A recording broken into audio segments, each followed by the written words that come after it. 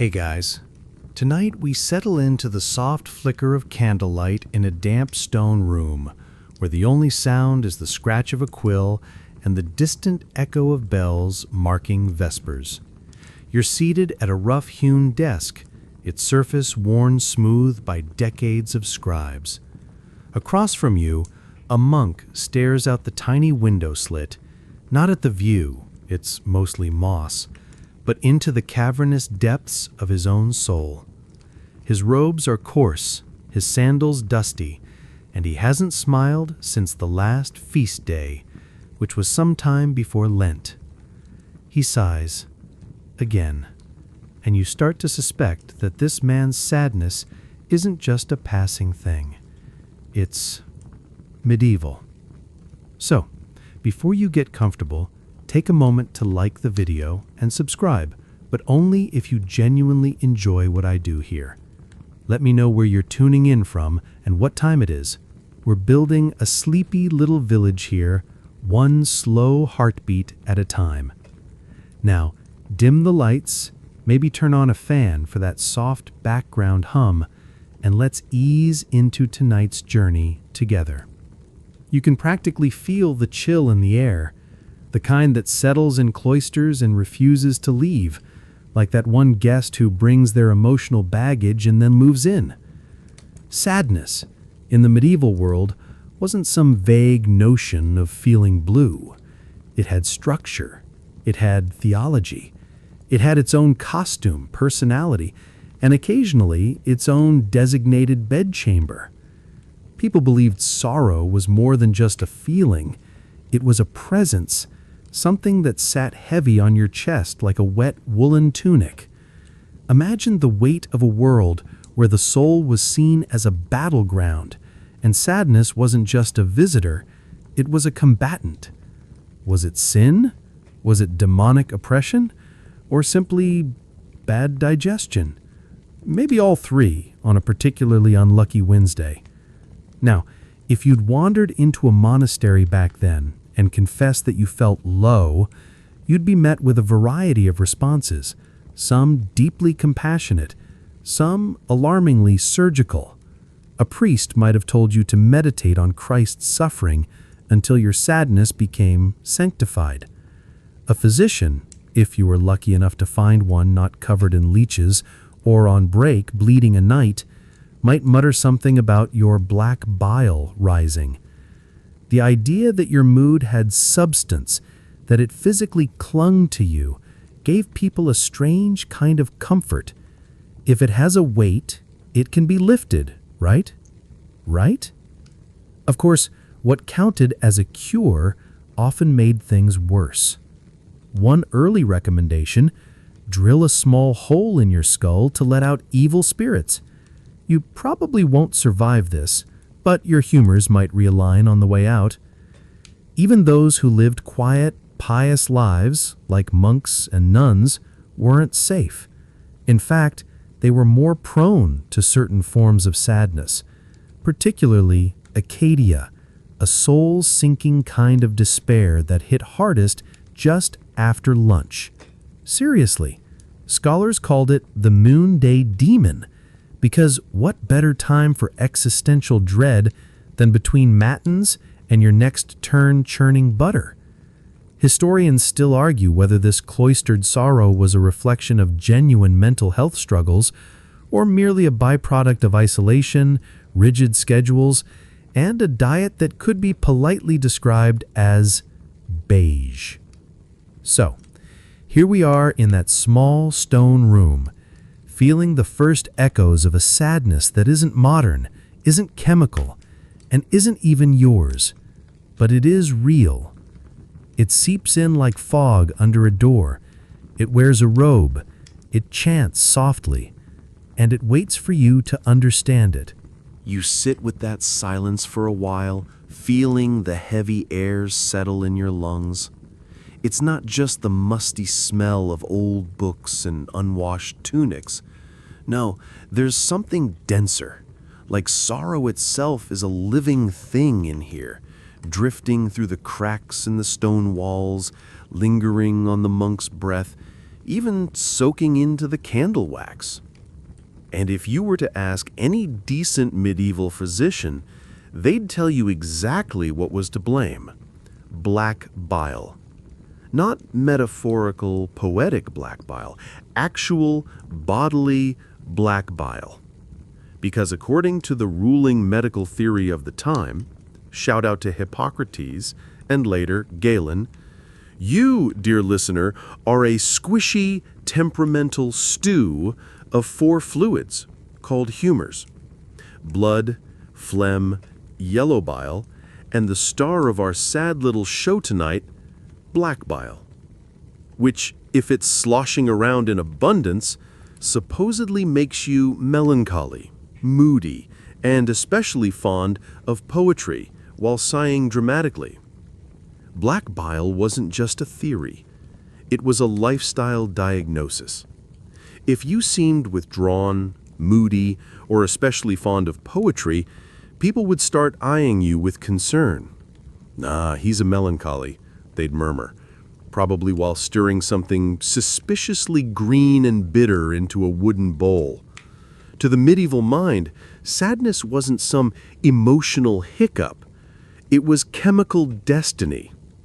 And this black bile, it was believed to be cold and dry, which naturally explained why melancholics were thought to be introspective and gluey.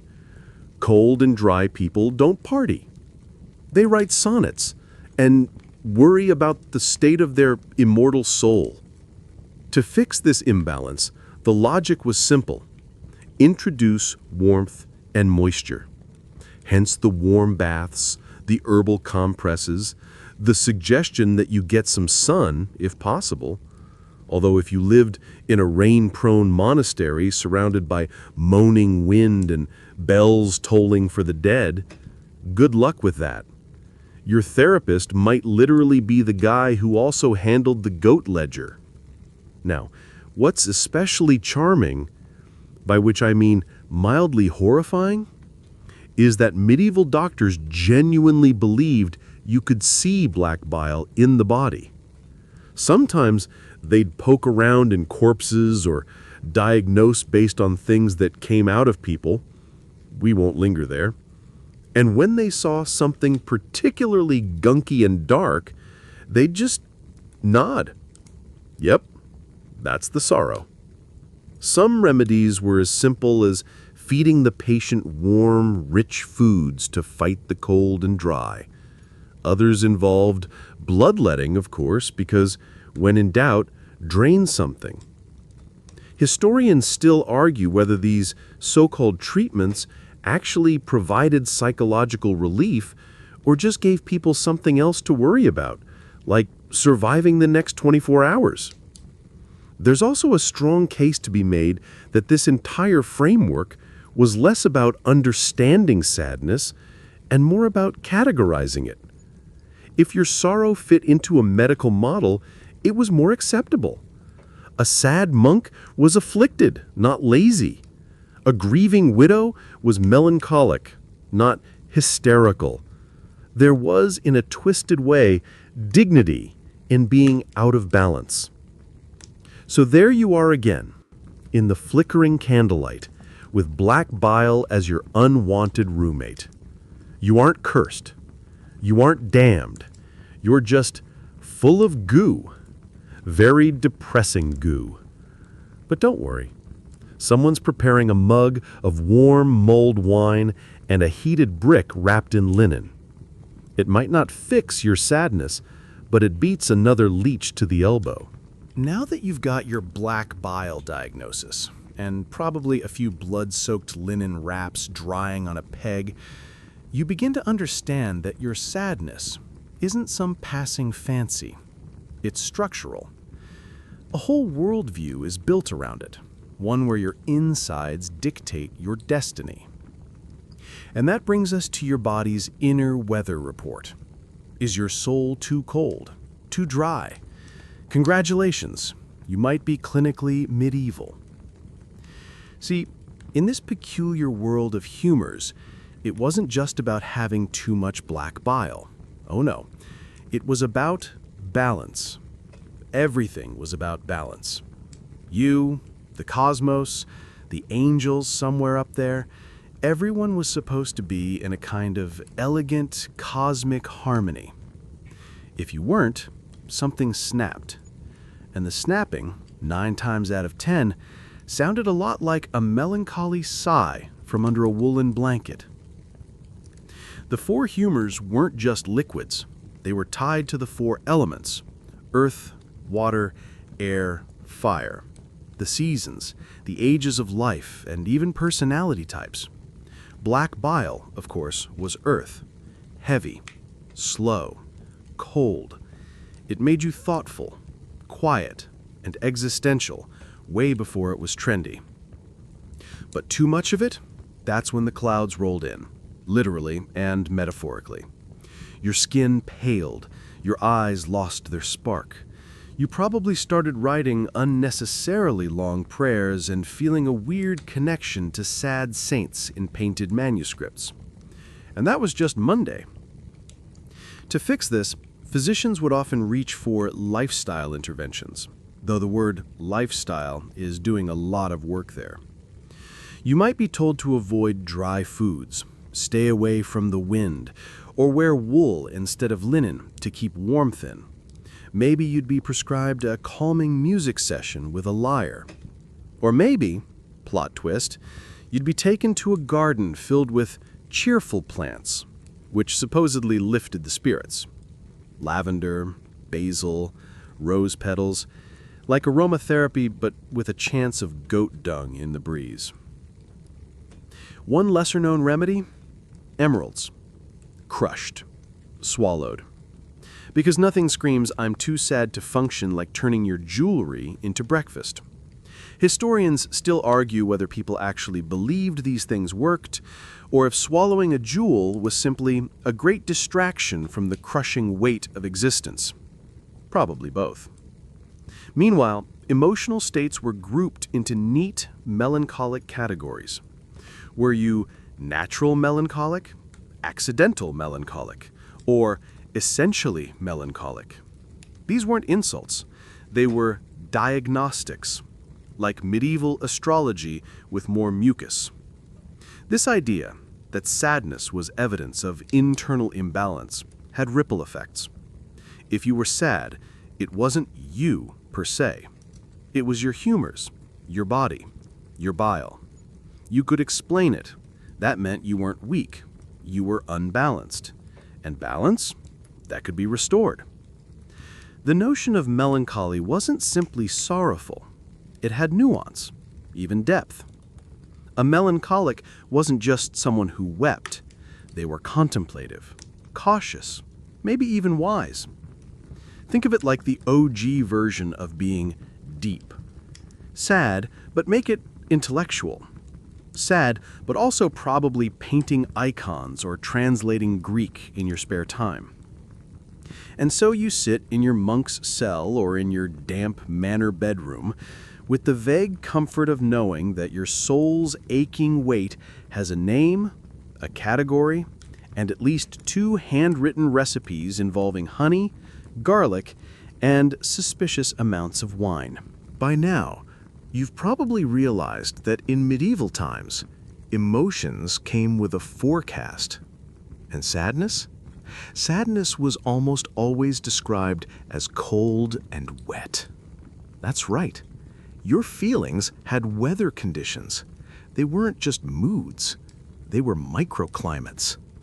If you felt sluggish, heavy-hearted, and inclined to stare wistfully into the middle distance, you weren't having a bad day. You were experiencing a bout of damp emotional fog. According to the humoral framework, this meant your black bile had made your internal atmosphere soggy. You weren't depressed. You were dewy. These qualities weren't just poetic metaphors either. Coldness and wetness were seen as literal states of the body and soul. If your sadness was especially sharp, maybe you'd been exposed to too much chill, either from the environment or your personality. a melancholic person was imagined as inward turning, cool to the touch, and honestly, the kind of person who might invent the sad playlist centuries before Spotify. To counter this elemental imbalance, you needed heat and dryness. Picture a medieval wellness influencer recommending hot poultices, cinnamon tea, and a nice long sit near the hearth. Warmth was the antidote to your soul's wintry drizzle. One actual recommendation for treating cold melancholy was rubbing the soles of the feet with mustard oil and wrapping them in wool. Sensible and spicy. But the cold-wet combo also explained why some people were more prone to sadness. Older adults, for example, were considered colder by nature. Their fire, both literal and metaphorical, had waned. Their humors leaned sluggish and damp. This meant the elderly were often seen as naturally melancholic, and not necessarily in a bad way. More like, ugh, Grandpa's just got too much earth in him again. Interestingly, medieval medicine wasn't blind to the seasons either. Sadness was said to peak in autumn, when the world itself was decaying and the air hung with cool moisture. Sound familiar?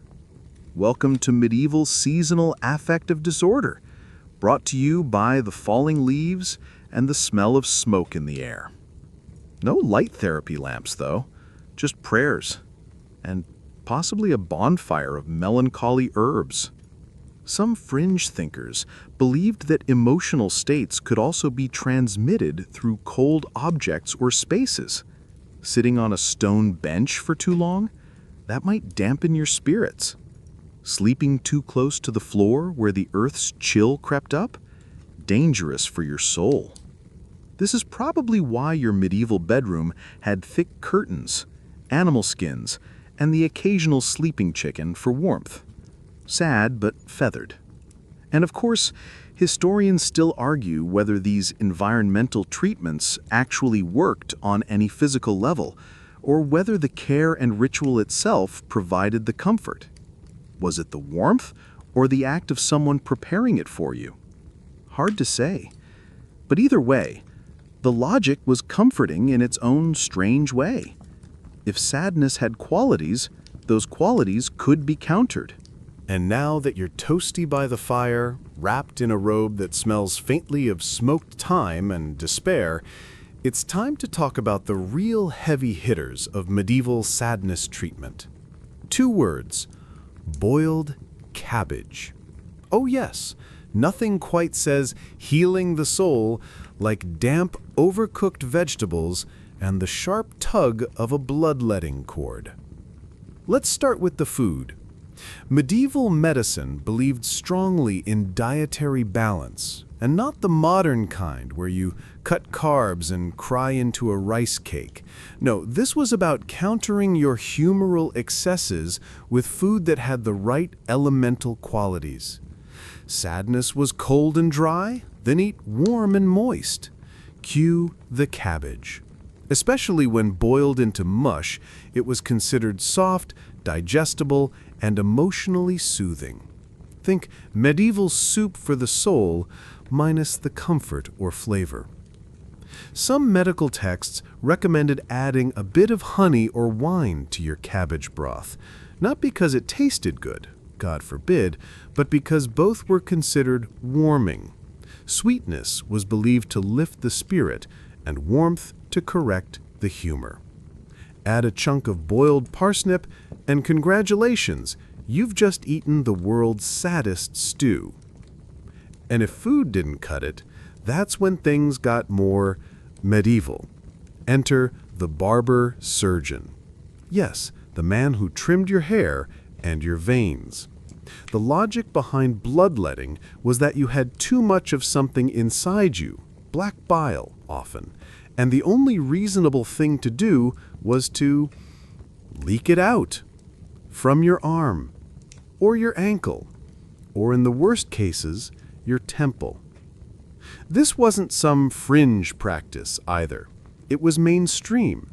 Whole charts existed to determine where and when to bleed a person depending on their emotional affliction. Sad in the morning? Left ankle. Sad at night? Maybe the forehead. Honestly, it sounds more like a game of melancholy twister than a treatment plan. One lesser-known cure involved wrapping the patient in linens soaked in chamomile tea and vinegar, then applying heated bricks to their chest and feet. Historians still argue whether the vinegar helped with absorption or just made the room smell like a pickled onion had a breakdown. Of course, you couldn't treat sadness in isolation. The soul and body were a unit, so prayers were prescribed alongside the porridge. Some monks kept journals to log their emotional fluctuations, like 12th century mood diaries. Brother Thomas, gloomy again, suspects envy, ate too much eel pie. There were also healing gardens, often attached to monasteries, where herbs like lemon balm, sage, and mint were grown specifically to lift the mood. Walking barefoot through the herbs was sometimes recommended, ideally without stepping on a hedgehog, which, unfortunately, was not uncommon. One of the more questionable treatments came from a manuscript that suggested burning dried goat dung and inhaling the smoke. No one is quite sure why. Maybe it was a test of faith. Maybe just a way to ensure you were too distracted coughing to remember your own sadness. So you're back by the fire now, belly full of cabbage, ankles bandaged, and your nose is still twitching from that herbal smoke. You may not be cured, but your humors have been thoroughly scolded, steamed, and maybe even bullied into alignment. You've suffered, certainly, but medically. You're freshly bandaged, vaguely vinegared, and still processing the aroma of smoked goat dung wafting through your sinuses. But what if you lived in a town without access to a monk with a mortar and pestle, or a barber surgeon with a thing for leeches? How would someone even know you were melancholic in the first place? Welcome to the world of medieval diagnostics, a dazzling cocktail of guesswork, superstition, and intense urine analysis. Yes, urine. In fact, if you strolled into a physician's study complaining of sadness, the first thing he'd probably ask you to do is pee in a flask. Not a joke. They called it uroscopy, and it was a serious affair. Physicians would examine the color, consistency, even the smell of your urine. Was it cloudy, pale, frothy? That wasn't just bad hydration. That was the mood meter of your inner self. And they didn't wing it. Oh no, there were color charts. Think of them like medieval Pantones, ranging from sunshine yellow to you probably have a demon. Each hue was thought to reflect the condition of your liver, your balance of humors, and even the temperament of your soul. One theory suggested that dark urine with a bitter smell meant excess black bile, classic melancholic. Too clear, and you might be seen as vapid or airheaded. Sorry, Denise. But urine wasn't the only body part under surveillance. Physicians would also analyze your eyebrows. A melancholic person was often described as having downward tilting brows, furrowed at rest, eyes either too wide and staring or heavy-lidded and dull. Combine that with a pale complexion, cold hands, and a tendency to sigh heavily during conversations, and congratulations, you've basically diagnosed half the cast of any slow-burn period drama. One more quirky test? Pulse reading. Not in the modern, count your heartbeats kind of way. Medieval doctors believed the pulse could indicate not only your physical health, but your emotional and spiritual state. A slow, thick, irregular pulse was linked to melancholy. If your heart beat like it was trudging through a bog, that meant your soul probably was too. Of course, historians still argue whether any of these diagnostic methods offered actual insight or were just elaborate ways of convincing patients that their sadness had an official cause, something tangible, something worth paying for. And sure, maybe that's a little cynical, but when your checkup includes staring into a flask of your own pee and having your eyebrow curvature charted, skepticism feels earned. Then there were the astrologers. Yes, even medical diagnoses often included casting a patient's astrological chart. Saturn, the coldest and most distant planet, was thought to exert a profound influence over melancholic personalities. Born under Saturn? Oh, you poor thing. That's basically medieval code for permanently moody. Some doctors even timed treatments according to lunar phases. You couldn't just bleed someone willy-nilly. No, the moon had to be right.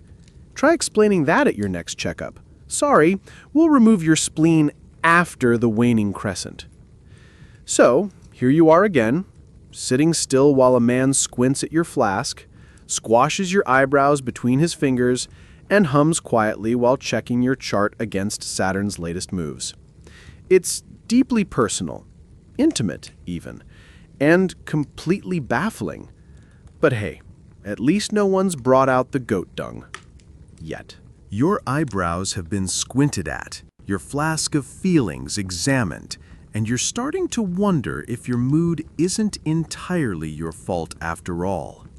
Maybe, just maybe, it's Saturn's fault. Yes, Saturn, not the car, the planet. That cold, distant orb of sorrow hovering silently above medieval Europe, ruining people's birthdays and causing all kinds of moody behavior. You see, in the medieval mind, the heavens were intimately linked with the human body. Astrology wasn't a fringe hobby, it was a medical science, like actual physicians wrote astrological charts alongside prescriptions. If you had a bellyache, they blamed your stars. If you had a heartbreak, they blamed Saturn. And if you stubbed your toe, well, Mars probably did that. Saturn was the melancholic planet, the celestial equivalent of wearing all black, listening to Gregorian chants on loop, and writing sad poetry about the nature of decay. Its influence was considered cold, slow, heavy. And if those sound familiar, that's because they're the exact same qualities used to describe melancholy itself. People born under Saturn's influence were thought to be serious, reclusive, philosophical, and yes, prone to sadness. So if you found yourself lying on a straw mattress, staring at the wooden beams overhead and thinking about the inevitability of death while a candle flickered in the corner, you weren't just depressed, you were probably Saturnine. And in a weird way, that diagnosis carried a certain gravitas. You weren't merely gloomy, you were touched by the cosmos. You were cosmically validated in your sadness. This wasn't just poetic nonsense either. Whole medical treatises were written explaining the relationship between celestial bodies and human health. One theory argued that the stars governed not only your personality, but the flow of your bodily humors. A conjunction of Saturn and Mars, expect an increase in black bile and a strong desire to lie down and sigh dramatically. And for those really leaning into their horoscope, there were tailored treatments. Some physicians recommended avoiding certain foods during a Saturn-heavy month. Others suggested amulets inscribed with planetary symbols to repel excess melancholy. One particularly interesting charm involved a piece of lead worn around the neck, because nothing says emotional buoyancy like carrying a lump of sadness metal on a string. Historians still argue whether astrology served more as emotional comfort or genuine medical framework. Did people really believe Saturn made them sad, Or did the alignment of the stars just give them something beautiful and massive to blame when life got too heavy? In the end, maybe it didn't matter. The story gave shape to the sorrow. Astrology even affected architecture. Some hospitals and monasteries were built with celestial alignments in mind. Healing gardens were laid out to match planetary influences. Saturn's herbs like sage and comfrey were considered grounding and were used to soothe the mind. So while your doctor might rub mustard oil on your feet, he might also be checking the sky to see if today was a good vibe day for melancholy treatment.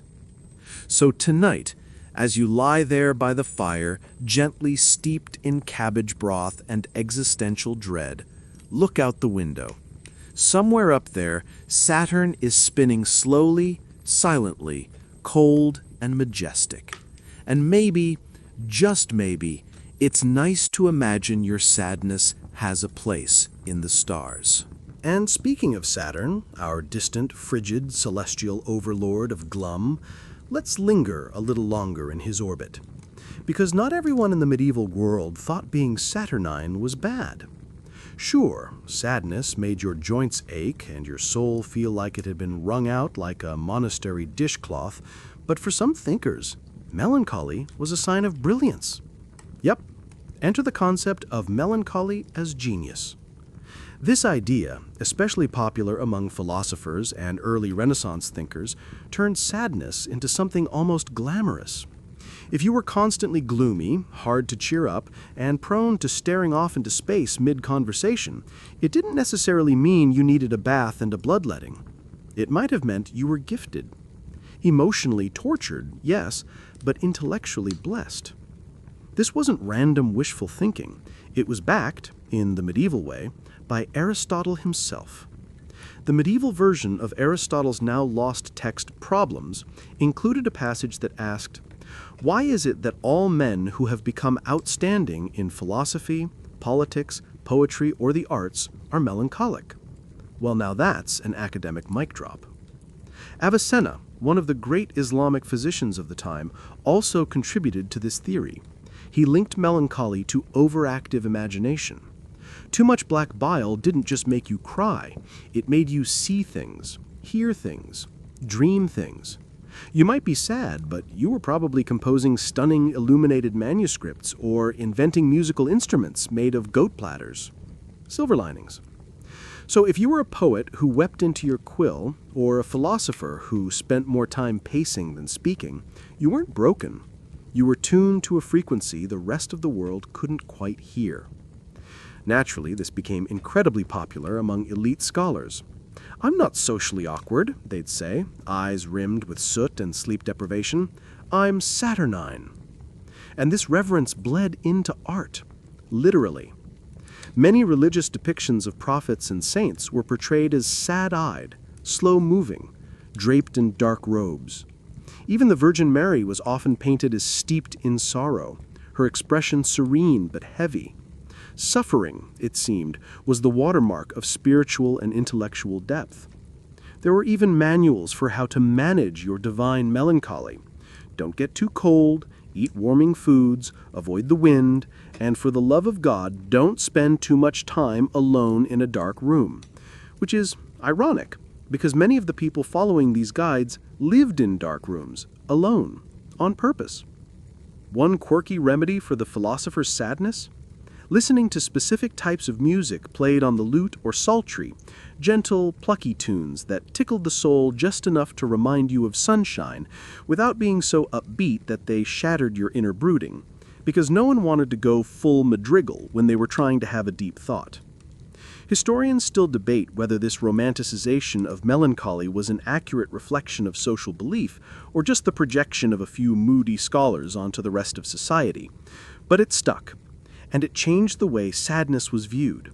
No longer just a problem to fix, it could also be a portal, a lens, a calling card of those destined to shape thoughts, paint saints, or write long, meandering stories about sorrow itself. So next time you find yourself curled in bed, staring into the middle distance with your mouth slightly open, just remember, In another time, they might have called you a genius, or at least asked for your thoughts on the meaning of life before prescribing you a sage leaf smoothie. By now, you've looked inward, you've looked upward, and you've eaten enough boiled cabbage to pickle your soul. So, what's next? Well, brace yourself, because in the medieval mind, sadness might not just have been a medical issue or a celestial quirk. It could also mean you were possessed. Yes.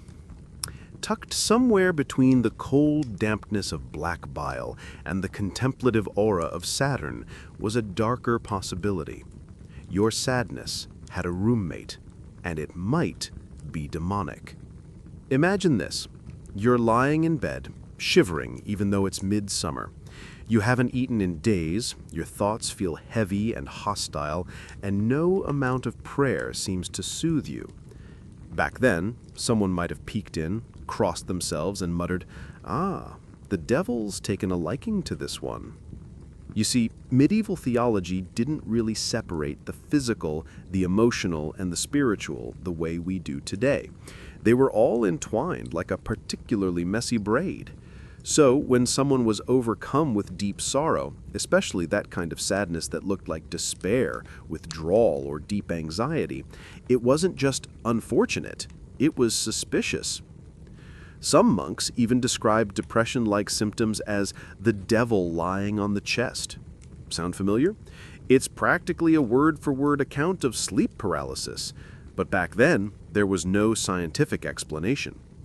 If you woke up unable to move, heart pounding, overwhelmed by dread, that was the demon, spiritually spooning you into a state of pure existential horror. And demons, by the way, weren't always the Hollywood type. Sometimes they were described as tiny, shadowy figures that whispered thoughts directly into your heart. Others were shapeless, more like fog that slithered into your bones. If you felt deep, unshakable sadness for no obvious reason, especially if it led you to neglect prayer or lose faith, that was a red flag, and possibly grounds for an exorcism, or at least a firm spiritual talking to. One particularly fringe remedy involved tying a blessed relic, say a saint's toenail or a splinter from the true cross, to your wrist while reciting Psalm 91 in Latin. If you burst into tears mid-verse, the priest might nod sagely. "Ah, yes, classic melancholia demoniaca." And then he'd bring out a jug of holy water and maybe a very small bell. Of course, historians still argue whether these accounts of demonic sadness were literal beliefs or metaphorical ways to express the crushing weight of depression. Maybe calling it a demon gave people a way to fight it.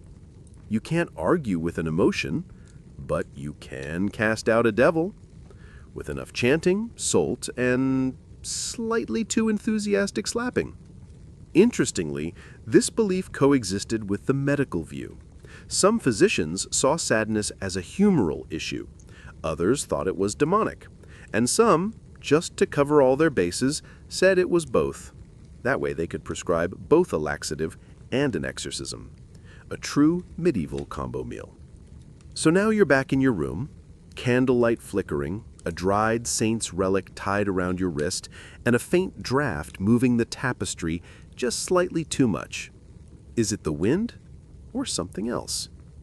You pull your woolen blanket closer and whisper a prayer, just in case your sadness isn't entirely you.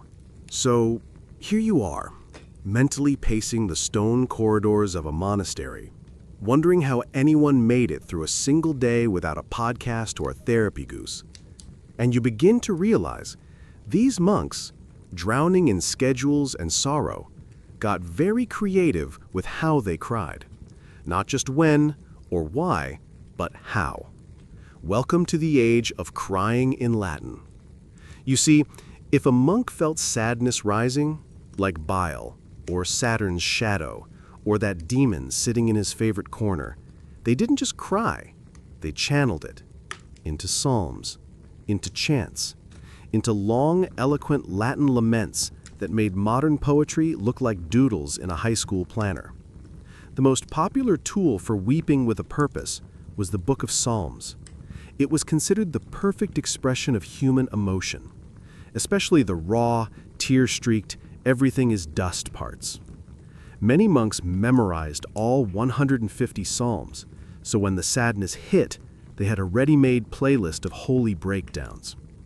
Psalm 88, an all-time favorite. I am counted among those who go down to the pit. I am like a man without strength. Classic. And these weren't whispered into pillows. They were chanted aloud, often with melodic intonations that made sorrow sound strangely beautiful. Picture a cloister echoing with the sound of 10 men singing about despair in unison. It's like an ancient Gregorian boy band, but everyone's dressed in black and no one smiles. In addition to chanting, many monks engaged in what we might now call scriptural journaling, except instead of "Dear diary, I'm overwhelmed," it was "Domine, quade tristes est anima mea." Lord, why is my soul so downcast? Same vibes, fancier vocabulary, bonus points for writing it with a swan feather quill. There was even a formal term for the kind of weeping that was encouraged, lacrimae contritiones, or tears of contrition. These weren't shameful or embarrassing. They were trophies of spiritual sincerity. Monks sometimes tracked their own tear output, wept 6 times today, twice during Psalm 51, once during dish duty, as a sign of progress. Now, not everyone bought into the crying as holiness model. Some stricter orders worried that monks were getting too into their sadness. One abbot in the 12th century even banned certain melancholic chants because they made novices moody and distracted, like emotional earworms with incense. Still, weeping was seen as cleansing. One popular remedy for sadness involved fasting, prayer, and crying while standing barefoot in the cold. Not because they were masochists. Okay, a little because they were masochists, but mostly because they believed that full body discomfort could reset the soul. It was like rebooting your spirit with tears, wind chill, and hunger. Some monks went further, using relics or icons to trigger tears. One account describes a brother who stared for hours at a carved wooden crucifix, whispering, "Domine, miserere," until he collapsed sobbing. A visiting abbot called it commendable. The monk's roommate, probably less enthused. Historians still argue whether these practices were spiritual devotion or elaborate emotional theater. Were monks genuinely overwhelmed by divine sadness, or just trapped in a system that equated tears with worth? Either way, their practices carved out a strange kind of permission to feel deeply and to express it, out loud, in rhythm, in Latin. So, tonight, if you feel the weight behind your ribs, the ache of something ancient and unnamed, try a whisper. Doesn't have to be Latin, just something honest, something sad and sacred. After all, even monks had to cry sometimes. They just did it with better acoustics. That tear slides silently down your cheek, and for once, no one tells you to stop it. Because in this medieval world, crying isn't embarrassing, it's deeply meaningful. After all, if Jesus wept, then so can you. That tiny 2-word verse from the Gospel of John, Jesus wept, might just be the most powerful medieval permission slip in existence. It told believers that even the Son of God, who could command storms and raise the dead, sometimes just broke down. And for those weighed down by sorrow in dusty chapels and cold stone monasteries, that meant everything. If Christ himself could cry over a friend, over the sins of the world, over Jerusalem, then surely your own moments of grief weren't shameful. They were Christ-like, which meant that your sadness didn't pull you away from holiness. It might just pull you closer. In fact, Theologians spent a lot of ink discussing the implications of that single moment. If Jesus was perfect and he cried, then tears must be spiritually legitimate, and not just acceptable, they could be aspirational. Some monks even practiced spiritual exercises to try to trigger holy weeping. They'd meditate on the Passion, staring at paintings of Christ crucified, letting their emotions rise like incense until the tears came. If they didn't cry, they tried again tomorrow. This idea filtered into sermons, stories, art. Jesus wasn't just the Savior, he was a model mourner. Images of him weeping over Lazarus or sweating blood in Gethsemane were plastered onto cathedral walls and into prayer books, sometimes with little droplets of red or blue painted beneath his eyes, like divine eyeliner of empathy. And the message was clear. To feel deeply was to connect, not just with God, but with the suffering of humanity. Tears were tiny baptisms, each one washing your soul a little cleaner. But even outside the monastery, ordinary folks clung to this idea. In grief, they prayed. At funerals, they sobbed openly. Public mourning wasn't taboo, it was expected. Women were often designated as weepers to help lead the communal grief, like an emotional choir. Some even trained for it.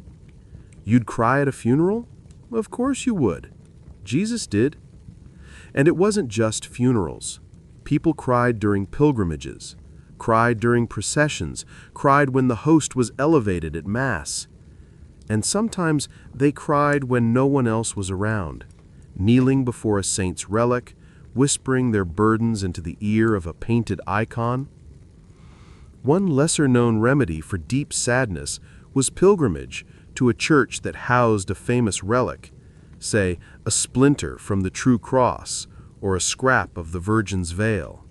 You'd walk for days, weeks even, just to stand in front of it and let yourself feel. The hope was that proximity to holiness would unclog the soul, sort of like emotional lancing, but without the leeches. Historians still argue whether this emotional outpouring was spontaneous or shaped by social ritual. Were people truly moved or playing a part they'd been taught since childhood? Likely it was both. But in either case, the tears were real. And the comfort? Also real. So tonight, as you sit with the soft drip of your own thoughts, remember that in a world lit by candlelight and echoing with psalms, crying wasn't weakness. It was communion, a sacred thread linking earth to heaven, sorrow to salvation, one drop at a time. But not all tears in the medieval world were considered holy, nor every sadness a sacred gift. Sometimes sorrow turned sour. It twisted, sank, and calcified into something darker, something the monks called acedia. You'll want to say it like this, acedia. Kinda sounds like a lost prescription drug, doesn't it? Ask your doctor if acedia is right for you. Except in this case, it's not something you took, it's something that took you. Slowly, quietly, like a fog creeping in through a cloister window. Acedia was one of the original 8 evil thoughts identified by the desert monks in the early centuries of Christian monasticism, before they evolved into the famous 7 deadly sins. It was often translated as sloth, but that's selling it short. Acedia wasn't about laziness. It was deeper than that. It was a kind of spiritual paralysis, an exhausted, heavy-hearted apathy toward everything, prayer, work, even existence itself. Imagine you're a monk in a desert cell. It's noon. The sun is beating down. You've prayed, copied half a psalm, and chewed on dry barley bread, Suddenly, an inner voice says, "None of this matters. Why bother? Wouldn't a nap be holier than this endless doing?" That voice? That's acedia. And it was terrifying. Not because of its symptoms, but because of what it implied. That maybe your soul was drifting, that maybe you didn't care anymore. And in a world where caring about God, salvation, and your own unworthiness was everything, losing that tether was worse than grief. It was spiritual death.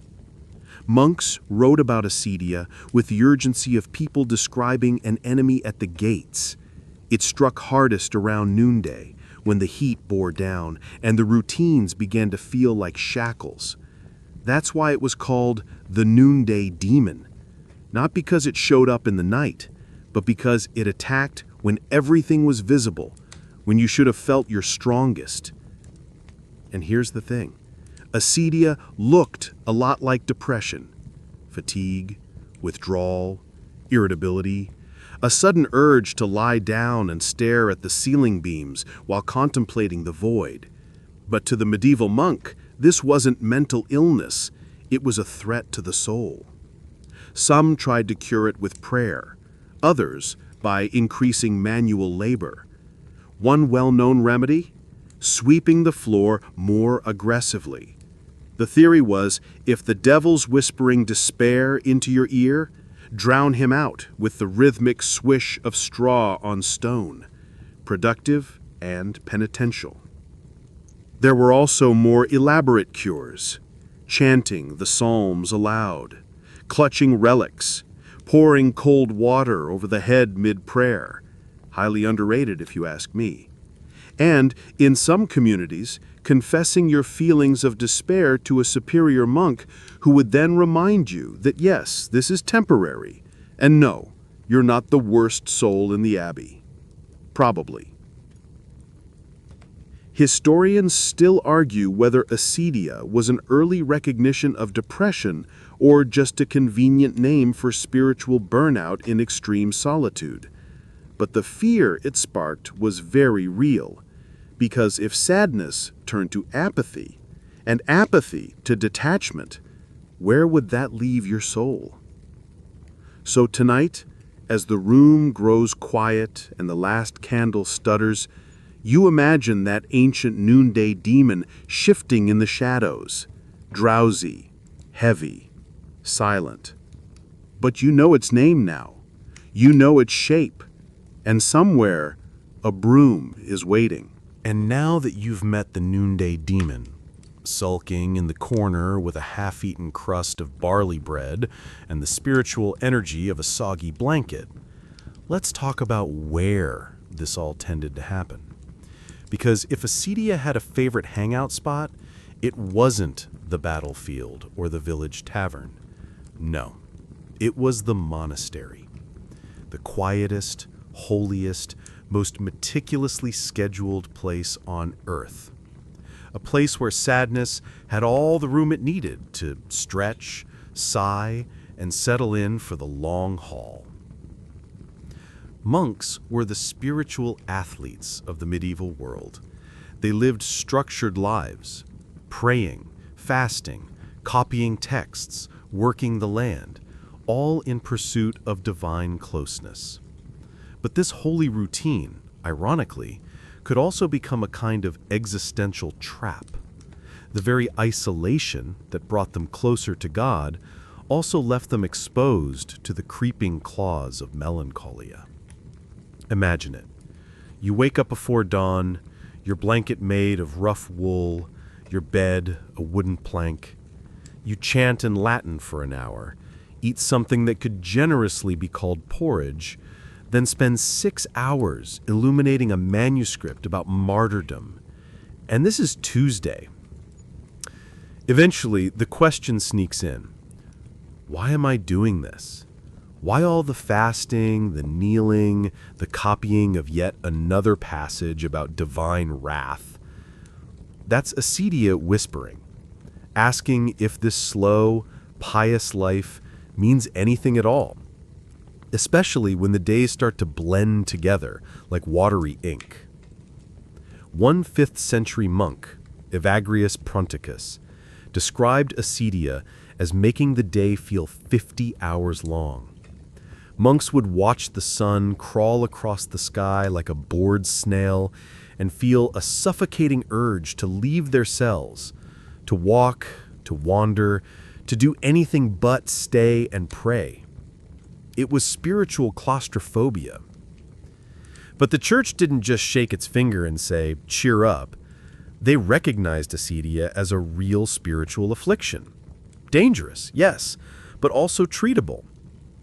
Monks were instructed to confess these feelings to a senior brother. There was a strange comfort in naming it, admitting it, sharing it. After all, the devil thrives in silence, but struggles in community. One lesser-known but oddly endearing remedy: monastic buddy systems. Acedia hit hardest when you were alone, so some orders paired monks together for shared prayers and work. Misery, it turns out, loved solemnly silent company. Imagine 2 robed figures quietly hoeing a garden, not speaking, but mentally reassuring each other, "You're sad? Me too, brother." And let's not forget that some monks actually wrote letters to sadness, as if melancholy were a pen pal you could reason with. One friar in particular kept a detailed journal of his internal dialogues with despair. He'd greet it like an old friend, chastise it, question it, even thank it. Historians still argue whether this was an early form of therapy or just a very creative cry for help. There's something profoundly human in this, in the idea that even the holiest, most disciplined people, those who had chosen solitude, still battled sorrow.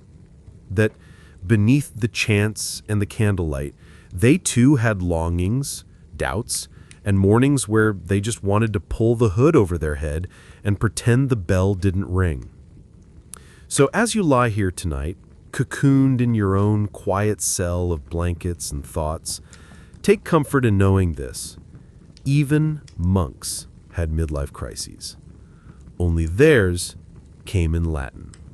And now, after all this womb wrangling and melancholy moonlight, you might be asking yourself, did anyone actually try to think this through? Philosophically? The answer, thank heavens, is yes. Because somewhere between the bathhouse and the monastery, a few deep thinkers decided to ask, what is sadness anyway? Enter the philosopher's depression, melancholy as concept, as puzzle, as a quiet itch beneath the mind's robes. Let's begin with the ever-quotable Aristotle. He lived well before the medieval period, but his writings were beloved by medieval scholars like a hand-me-down tunic passed through generations. He famously asked, why is it that all extraordinary men in philosophy, politics, poetry, or the arts are melancholic? And that question echoed through monastic libraries and university halls like a moody Gregorian chant. Aristotle saw melancholy not just as illness, but as potential, a state that could either rot you from the inside out or elevate you to genius. It depended, he argued, on how well you controlled it. Too much black bile, and you'd spiral into madness. Just the right amount, and you'd gain insight, vision, maybe even a beard-stroking reputation as a wise man who says very little but sighs very meaningfully.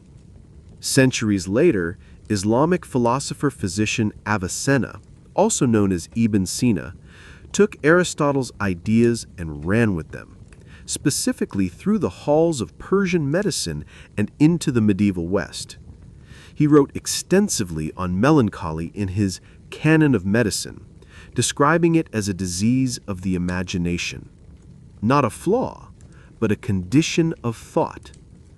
If your soul was overwhelmed by imagery, especially dark or obsessive ones, you could become melancholic. You might fixate on sadness, on death, on a lost goat. Doesn't matter. The mind had become a hall of mirrors, each one reflecting back a deeper shadow. To treat this, Avicenna emphasized diet, music, companionship, and reason. Reason was important. If your imagination misled you into sadness, then logic could bring you out. It was all about alignment between the mind, body, and soul. Eat the right foods, think the right thoughts, spend less time staring into puddles at dusk. Solid advice, honestly. Meanwhile, Christian philosophers like Thomas Aquinas tried to fold melancholy into the larger structure of sin and virtue. Was it sadness over things you shouldn't care about? That might be sinful. Was it sorrow for your distance from God? That could be holy. The difference, Thomas argued, lay in intent, and probably a fair bit of Latin. The scholastics, those dense thinkers who treated logic like swordplay, took this idea and built entire frameworks around it. Sadness was no longer something you felt. It was something you classified, measured, indexed. You could even rank it on moral scales. Is your sadness selfish, lazy, or does it lead to repentance and prayer? Do you sigh because you're bored or because the universe aches? Important questions, medieval answers. One peculiar philosophical tidbit, the belief that sadness might originate in the spleen, which some philosophers treated as the seat of melancholia. The spleen, that mysterious organ no one really understood, but everyone agreed was suspicious. Historians still argue whether this reflects genuine anatomical beliefs or just a general distrust of spleens, which, to be fair, still kind of applies. So here you are, nestled under the mental blanket of Aristotle and Avicenna, thinking not just that you're sad, but why, what it means, where it lives, whether your spleen is plotting something. And isn't that, in the end, the most philosophical thing of all? By now, you've cried in Latin, rubbed mustard oil on your feet, and probably developed a complicated relationship with Saturn. So it's time to zoom out a little, to look at the sky and how it supposedly tugged on your mood like a moody cosmic marionette. Because in the medieval imagination, your sadness wasn't just in your blood or your soul. It was in the moon, the tides, and your mood swings. Let's start with the moon. Luna, the silvery ruler of the night. It was believed to have profound influence over the body and spirit, especially those most sensitive to emotional fluctuations. And not just in a poetic, the moon looks sad tonight kind of way. No, they meant literally. The moon's phases, its brightness, its rising and falling, all of it was thought to manipulate your inner humors like a divine puppeteer with seasonal affective disorder. The word lunatic? Not an insult in those days. It was a diagnosis. Someone overcome by madness, melancholy, or deep spiritual affliction during a full moon wasn't unstable, they were lunar sensitive. You might as well have said, "Sorry, he's having a full moon moment," and people would nod, knowingly, then quietly hide the knives. Physicians linked the waxing and waning of the moon to the movement of fluids in the body. Blood, bile, phlegm, tears, they were all thought to be pulled and shifted by the lunar tides. This wasn't nonsense to them, it was natural law. The moon moves the sea, right?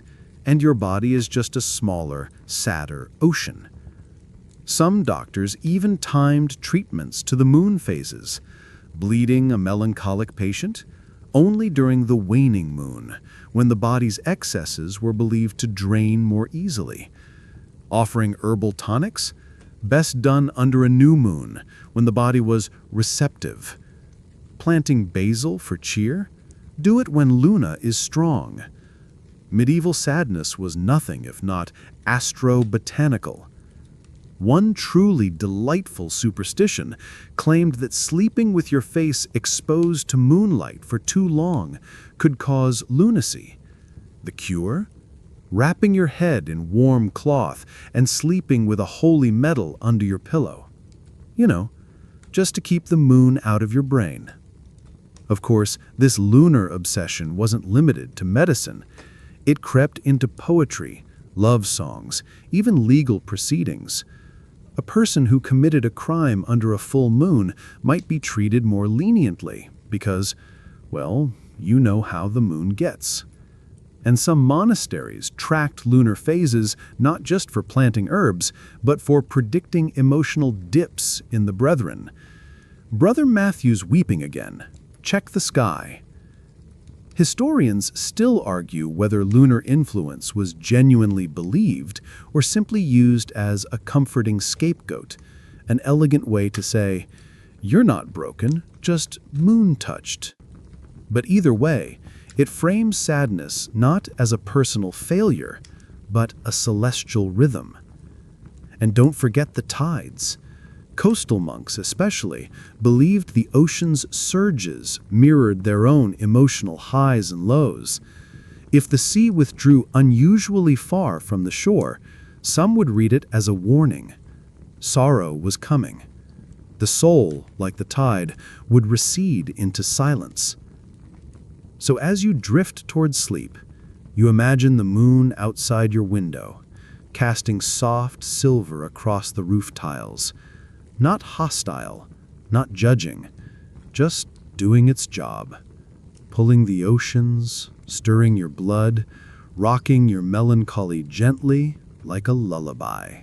And while the moon did its nightly rounds, gliding over thatched rooftops and puddles reflecting stars, something else crept beneath the surface of medieval melancholy. Something a little more social. Because while sadness could be sacred or starborn, there was another factor medieval folks obsessed over: the gender of grief. Yes, emotions weren't just felt, they were gendered. And sadness? Oh, that was a feminine thing. Delicately, suspiciously, inconveniently feminine. If a woman wept, well, of course she did. She was soft, porous, prone to humoral imbalance, religious ecstasy, and crying during Psalm 51. Her body was seen as naturally moist and cold, exactly the qualities of black bile, the humor of melancholy. So if she dissolved into tears mid-sermon or fainted while praying before a relic, it was taken as normal, expected even. Just another expression of her slippery, womb-flavored emotional landscape. But if a man did the same, well, that got complicated. You see, men were supposed to be warm and dry, qualities associated with strength, reason, and control. When a man showed signs of melancholy, it wasn't just a personal issue, it was a gender crisis. Something was leaking, and in a world built on cosmic and anatomical binaries, leaking was not a good look. This led to some pretty creative backpedaling. Melancholic men were often reframed as deep, philosophical, Saturn-touched. As we've already seen, scholars, artists, and prophets could be sad as long as their sorrow looked majestic. Think brooding, not blubbering. Tears, yes, but only if shed into a manuscript or illuminated with gold leaf. For women, though, sadness remained firmly tethered to biology. One particularly unhelpful theory insisted that women cried more because their wombs were wild, wandering through the body like a hormonal Roomba, bumping into organs and causing spiritual havoc. If you're thinking, that can't be real, I'm sorry to inform you that the wandering womb theory was a legitimate medical belief for centuries. You weren't just sad, your uterus was off-roading. And it didn't stop there. Some physicians claimed that a woman's tears had different properties from a man's. Thicker, saltier, more dangerous. Excessive crying could drain her vital spirits, weaken her eyesight, or even warp her features. To balance this, women were prescribed warm poultices and soothing herbs, but also silence.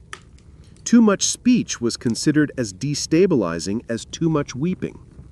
The solution? More needlework, less poetry. Men, however, were advised to battle their melancholy.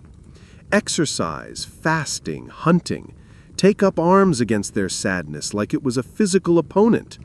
Or, in noble households, go on a pilgrimage. Nothing like trudging to the bones of Saint whoever to prove your sorrow was manly and redemptive. And yet, despite all this posturing, some of the most tear-drenched texts of the medieval period were written by men.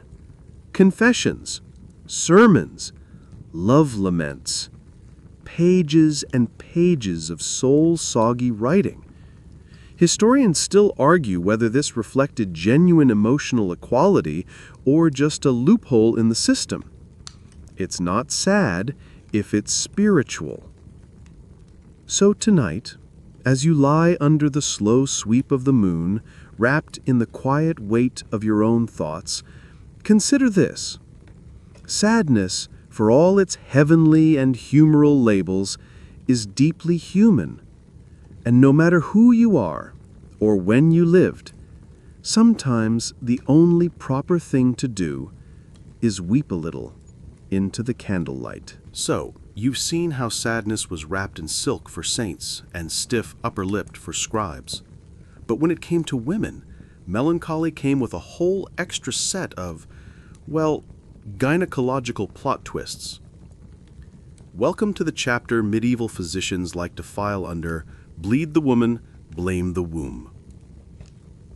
It starts with a simple, utterly baffling belief that the womb, yes, that womb, was not only responsible for reproduction, but also for pretty much every emotional hiccup a woman could have. Sadness? Probably the womb. Irritability? Definitely the womb. Wanting to read Latin texts instead of spinning flax? Get that womb under control. This idea of the wandering womb wasn't fringe. It was widely accepted. They thought it could literally move around the body, floating up toward the chest and pressing on the heart, squeezing the lungs, or clouding the brain. The result? Hysteria, melancholy, fainting, or the dreaded symptom combo of spontaneous poetry and sudden sighing. A woman feeling a little weepy or off might be diagnosed with suffocation of the womb, suffocatio matricis, which, aside from sounding like a heavy metal band, was believed to be a dangerous buildup of sadness due to uterine congestion. The treatment? Oh, buckle up. First, bleeding. Not the kind you're thinking of. This was strategic bloodletting to balance the humors, usually from the ankle, arm, or occasionally the forehead. And in women, sometimes the inner thigh. The goal was to redirect the body's energy, as if telling the womb, "You've had your turn, move along." Second, fumigation. Yes, they'd literally smoke out the womb. A woman would be placed over aromatic herbs, sometimes pleasant ones like myrrh or rosemary. Other times, well, let's just say burned goat hair made an appearance. And the smoke would coax the womb back into its rightful place. If the womb had floated up, the theory went, it would be tempted back down by the scent, like a shy cat in a crawlspace. And third, pessaries, which were herbal mixtures inserted in ways you can infer to sedate or anchor the uterus. Chamomile was popular, honey too, and sometimes bear fat, because why not? you're already kneeling over a smoke pot. But it wasn't all fire and goat smoke. Diet played a role too. Women were advised to eat moist, warming foods, milk, soft cheese, and cooked fruits, to balance their inner cold and wetness. Oddly, wine was both recommended and cautioned against, depending on how moody you were. If you were too merry, skip it. But if you were melancholy, bottoms up. Very scientific. The sad twist? These treatments often ignored the real sources of emotional pain: loss, isolation, trauma, spiritual longing. Instead, women's sorrow was reduced to plumbing problems. Historians still debate how much women themselves believed this versus how much they had to perform it to be taken seriously. If you said your soul hurt, you might be ignored. But if you said your womb was wandering, now that got attention. And so you return to your room, the smoke of rosemary still clinging to your robes, a faint ache in your temples from the bloodletting, and that creeping realization that your deepest grief has been reduced to a uterine tantrum. But you also know this: even in the face of such nonsense, medieval women found ways to express sorrow, in letters, in prayers, in art, even in silence. Because sadness, no matter how they tried to explain it, isn't just in the body. It's in the breath between heartbeats, in the candle flicker, in the space between psalms. And it finds a voice, even when the world tries to blame your uterus. So you've lined your windowsill with salt, swallowed a prayer, and maybe some eggshell, and you're feeling spiritually reinforced. But in the medieval world, sadness wasn't just a private battle. Sometimes it went public. Sometimes it became a spectacle. And every now and then, your melancholy could land you in serious trouble. Because, believe it or not, there were moments in history when your sadness was a legal problem. Yes, courtrooms weren't just for land disputes and goat thefts. In certain circumstances, melancholy itself could become evidence, suspicion, or even a crime. Imagine standing before a judge, robe slightly damp from tears, and being asked, "Are you grieving or are you guilty?" Let's start with melancholy mistaken for madness. If someone began to act strangely, wandering alone, refusing food, mumbling prayers that didn't exist, they might be declared non compos mentis, legally not of sound mind. That could have serious consequences. You might lose your property, be placed under the care of a guardian, or, in some cases, be confined. Medieval law often struggled to draw the line between illness, possession, and criminal behavior. If your sorrow caused withdrawal, silence, or odd behavior in public, it could be viewed with deep suspicion. One chronicler tells the tale of a woman who refused to speak or eat for weeks after the death of her child.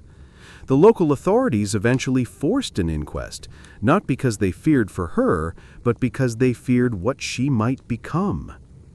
In especially religious regions, chronic sadness could be interpreted as a sign of secret sin. Was your soul weighed down with guilt? Were you hiding something?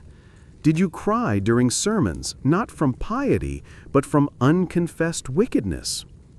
Accusations of heresy or witchcraft could start with something as small as excessive weeping. A few too many moody glances into the fire, and suddenly you're on the village's spiritual watch list. And don't even think about being sad at the wrong time. During feast days, weddings, or major processions, public displays of grief could be interpreted as protest, or worse, an omen. One record mentions a man who wept openly during the Easter Mass and was interrogated for harboring grief unbefitting the resurrection. Because apparently, even Jesus' comeback party had a dress code, emotionally speaking. There was also the matter of melancholic confessions. Sometimes people under the weight of sorrow confessed to things they hadn't done. Guilt and spiritual despair could create false admissions, which legal authorities took very seriously. One 13th century case describes a monk who confessed to witchcraft simply because he couldn't shake his depression and believed he must have offended God in some terrible, forgotten way. To guard against this, some courts brought in clergy to discern whether the sorrow was true or diabolical. These priests became spiritual detectives, sniffing out whether your sadness stemmed from divine remorse or something darker, or, a severe vitamin deficiency. Historians still argue whether these cases were widespread or isolated extremes, but the pattern is telling. In a world where sadness had meaning, it also had consequences. Melancholy wasn't neutral. It was a social and spiritual signal, and sometimes a suspicious one. So tonight, as you gaze at the fire, remember this. While your own sadness may be quiet, may be harmless, may even be holy, back then, it could have put you on trial. Let's just be thankful that these days you can cry at the tavern without being accused of demon breeding. And as your thoughts swirl like a philosopher's wine goblet, half full of black bile, half full of existential dread, you begin to see the bigger picture. This wasn't just a feeling. It wasn't even just a diagnosis. In the medieval world, sadness was a theological thesis wrapped in parchment. So welcome to the candlelit corridors of scholastics and suffering on a scroll. You're seated now beside a heavy oak desk, quill in hand, surrounded by scrolls, books, and that one candle that always drips wax in just the wrong place. And across from you, a scholastic, maybe Peter Lombard, maybe Thomas Aquinas, maybe just a really enthusiastic monk with a strong opinion on metaphysics and sadness. The scholastics were the academic rock stars of the medieval period, though admittedly their tours consisted of lecture halls, libraries, and the occasional heated footnote debate. They wanted to explain everything, and I mean everything, through a rigorous system of logical categories and distinctions. Think, if sadness exists and the soul is immortal and God is good, then... You can almost hear the scratching of their pens. To them, sadness wasn't just a reaction. It had to be examined within the framework of divine order. Was it aligned with virtue or a deviation from it? Could sadness be a tool of spiritual refinement, or was it always a sign of spiritual deficiency? Thomas Aquinas, who never met a sentence he couldn't stretch into 3 pages, tackled this directly in his Summa Theologica. He asked whether sorrow was a sin. His answer? Sometimes, but not always. Helpful, right? He distinguished between sorrow that leads to good, like remorse, empathy, or reverent fear, and sorrow that drags you away from God, like despair or acedia. Basically, if your sadness made you kinder or more humble, it was useful. But if it made you shut the curtains and ghost your prayers, that was spiritual danger territory. This distinction was crucial because it meant sadness could have purpose. It wasn't always a punishment. It might be a prompt, something that nudged you back toward God. Or, if you were particularly unlucky, toward a 200-page treatise on why that sadness existed. One fringe idea that snuck into a few dusty volumes was that sadness might be caused by excessive reading. No, really, overindulgence in books, especially theological ones, was sometimes blamed for melancholy in young students. Too much time pondering death, divine justice, and the minor prophets? That'll darken your soul. The recommended cure? Take a break. Go walk in the herb garden. Maybe touch some moss. The scholastics were also deeply concerned with intent. Was the sadness voluntary? Did you dwell in it out of indulgence or pride? Or was it inflicted upon you, a test of endurance or divine trial? This mattered, because voluntary sorrow might veer into vanity. Yes, even back then, they were worried about people being too into their own suffering. Historians still argue whether these theological distinctions helped people understand their emotions or just buried them under layers of ink and doctrine. Was this clarity? Or a maze of well-meaning definitions where sorrow was endlessly studied but never soothed? And yet there's something oddly comforting about it. The idea that your sadness could be indexed, named, even morally graded, like a report card for your heart. So tonight, as the candle burns low beside your own silent scroll of thoughts, imagine some monk hunched over a manuscript, carefully classifying the sadness he feels as penitent, moderate, unlikely to lead to despair, and then, perhaps, letting himself rest. By now, your inner scholar is scribbling melancholy footnotes across your soul. But even the most pious parchment scribbler needs to sleep. And here's the thing. Sleep wasn't a refuge from sadness in the medieval mind. It was a risk. Because when night fell and dreams stirred, your soul was still very much in play. Welcome to the dark and twitchy realm of nightmares, spirits, and sleepy sorrows. Let's dim the room now. Picture yourself in a medieval bedroom. The mattress is straw, the blanket is wool, the air is disappointingly brisk. You're lying on your back, staring into the flickering shadow play on the ceiling beams. And just as your thoughts begin to dissolve into dream, you wake up, frozen, paralyzed. Something is on your chest, pressing down, heavy, invisible, immovable. Congratulations, you're having what we'd now call sleep paralysis. But in the Middle Ages, there was another name for it.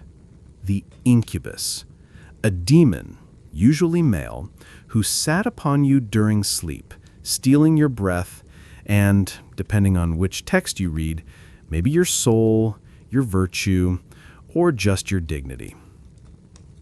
This wasn't just some obscure superstition. It was mainstream. Folk medicine, theological tracts, and even early medical writings included detailed descriptions of nocturnal visitations that left the sleeper gasping, weeping, and drenched in terror. Melancholy by moonlight. People believed sadness could be worsened or even caused by these nightly spirit encounters, especially if your sleep was irregular, your dreams filled with dark symbols, or you woke often with a heavy chest and a sense of dread. That wasn't just bad sleep hygiene, that was a sign your soul had been, well, visited. One particularly strange theory said that demons could only enter your dreams if your humors were too cold and wet. Sound familiar? Our old friend black bile again. That made sleep not just a physical need, but a battlefield. Your body was defenseless, your soul was vulnerable, and your dreams? A waiting room for emotional sabotage. Of course, there were remedies, some sensible, some less so. Sleeping with iron scissors under your pillow was popular, not to stab anything, but to ward off evil. Certain saints' medals were believed to repel night terrors, especially if kissed before bed. And if things got really bad, you could call for a priest to bless your bedroom and anoint the door frames, just in case something invisible was sneaking in at night to whisper existential dread into your ear. Women, predictably, were considered more vulnerable to these attacks, another intersection of misogyny and melancholia.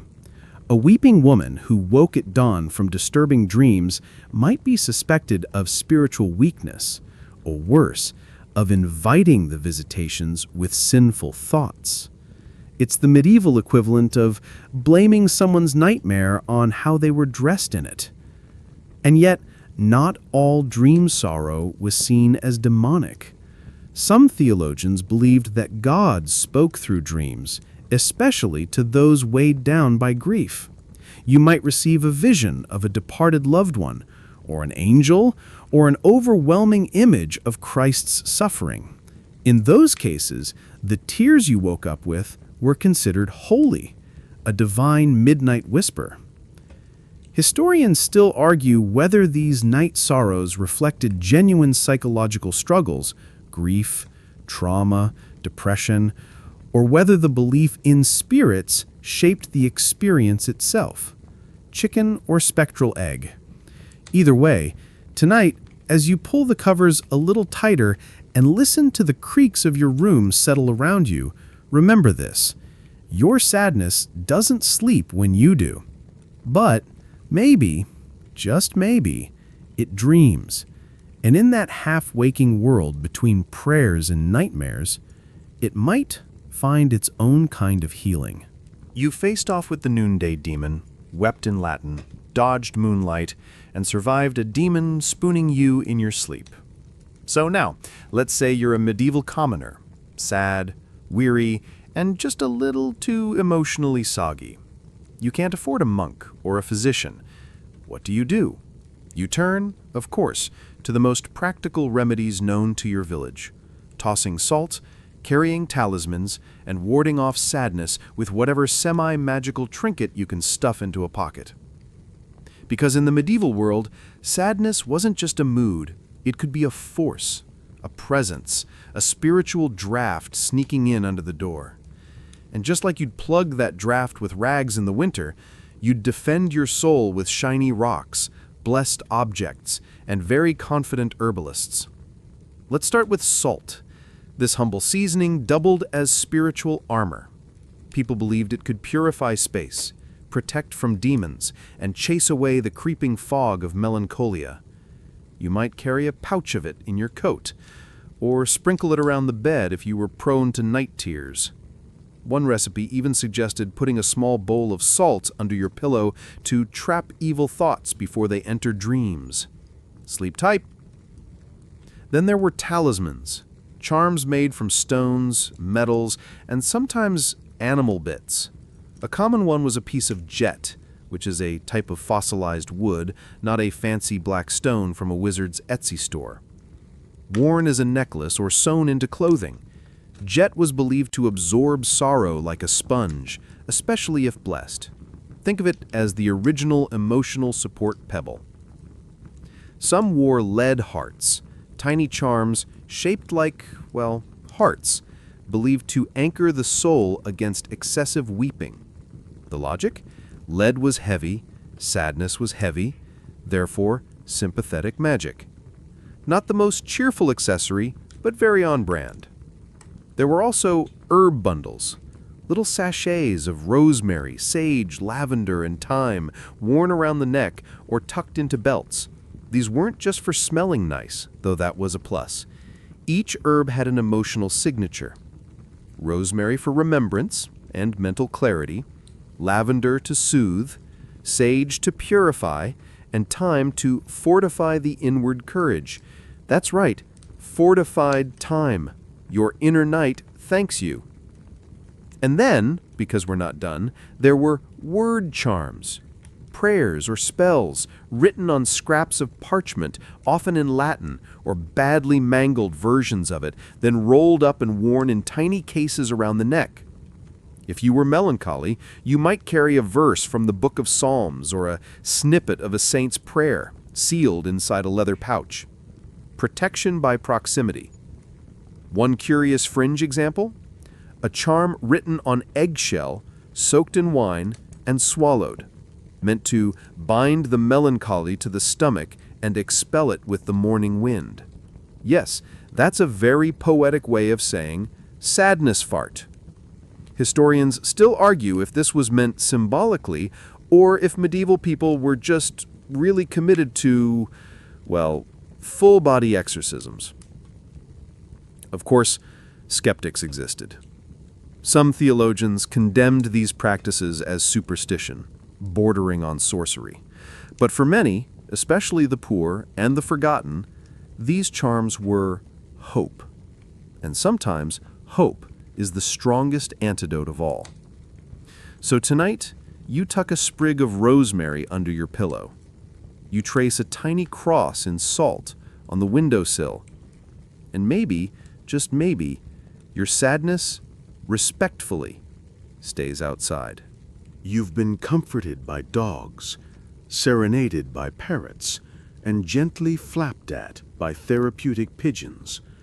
But for all the herbs, relics, and farmyard remedies, there was one kind of sadness that medieval folk both feared and fawned over. A sadness so consuming, so dramatic, it made black bile look like an amateur. Tonight, you meet the unruly, swooning beast that is love melancholy and romantic doom.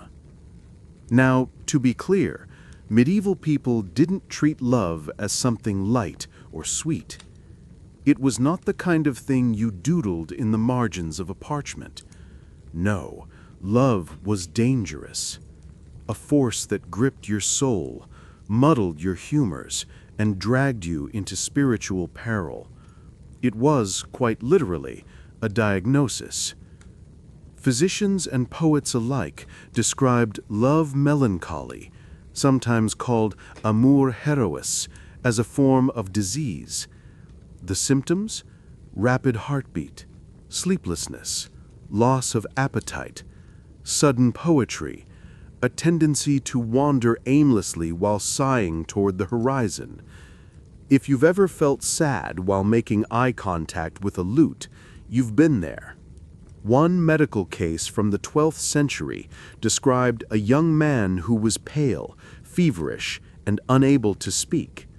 No one knew what was wrong until a clever doctor noticed he perked up slightly at the name of a certain maiden. Diagnosis: lovesickness. Cure: arrange a conversation with the maiden, stat. If she agreed to speak with him, he might live. If not, well, eternal poetic agony. Very medieval. This wasn't just poetic exaggeration. Actual medical texts prescribed treatments for love melancholy, including bloodletting, of course, cold baths, and reading less romantic poetry. One remedy even suggested making the patient vomit, as if to physically expel their feelings. Insert modern breakup metaphor here. And love melancholy wasn't gendered. Both men and women could suffer.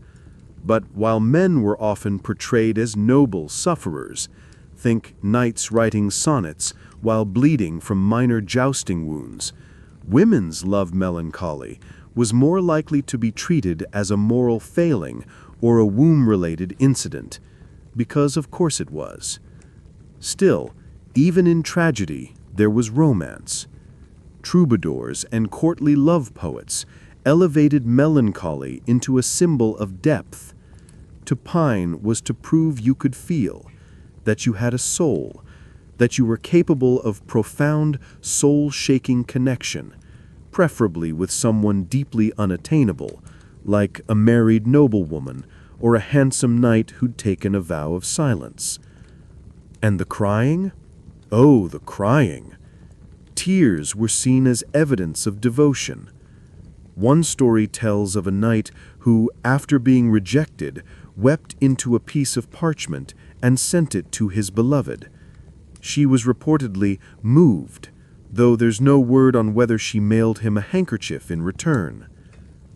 One fringe belief held that if you captured your tears of longing in a vial and buried them under a rosebush, the bloom would reflect the color of your heartbreak.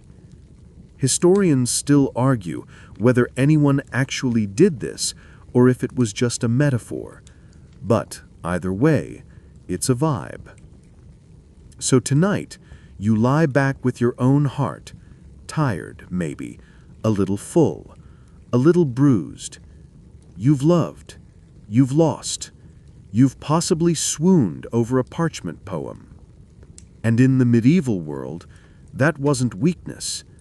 That was proof that you were alive, that you felt too much, that your soul had stretched beyond itself in longing. Not all sadness was illness. Some was just love, dressed in a darker robe.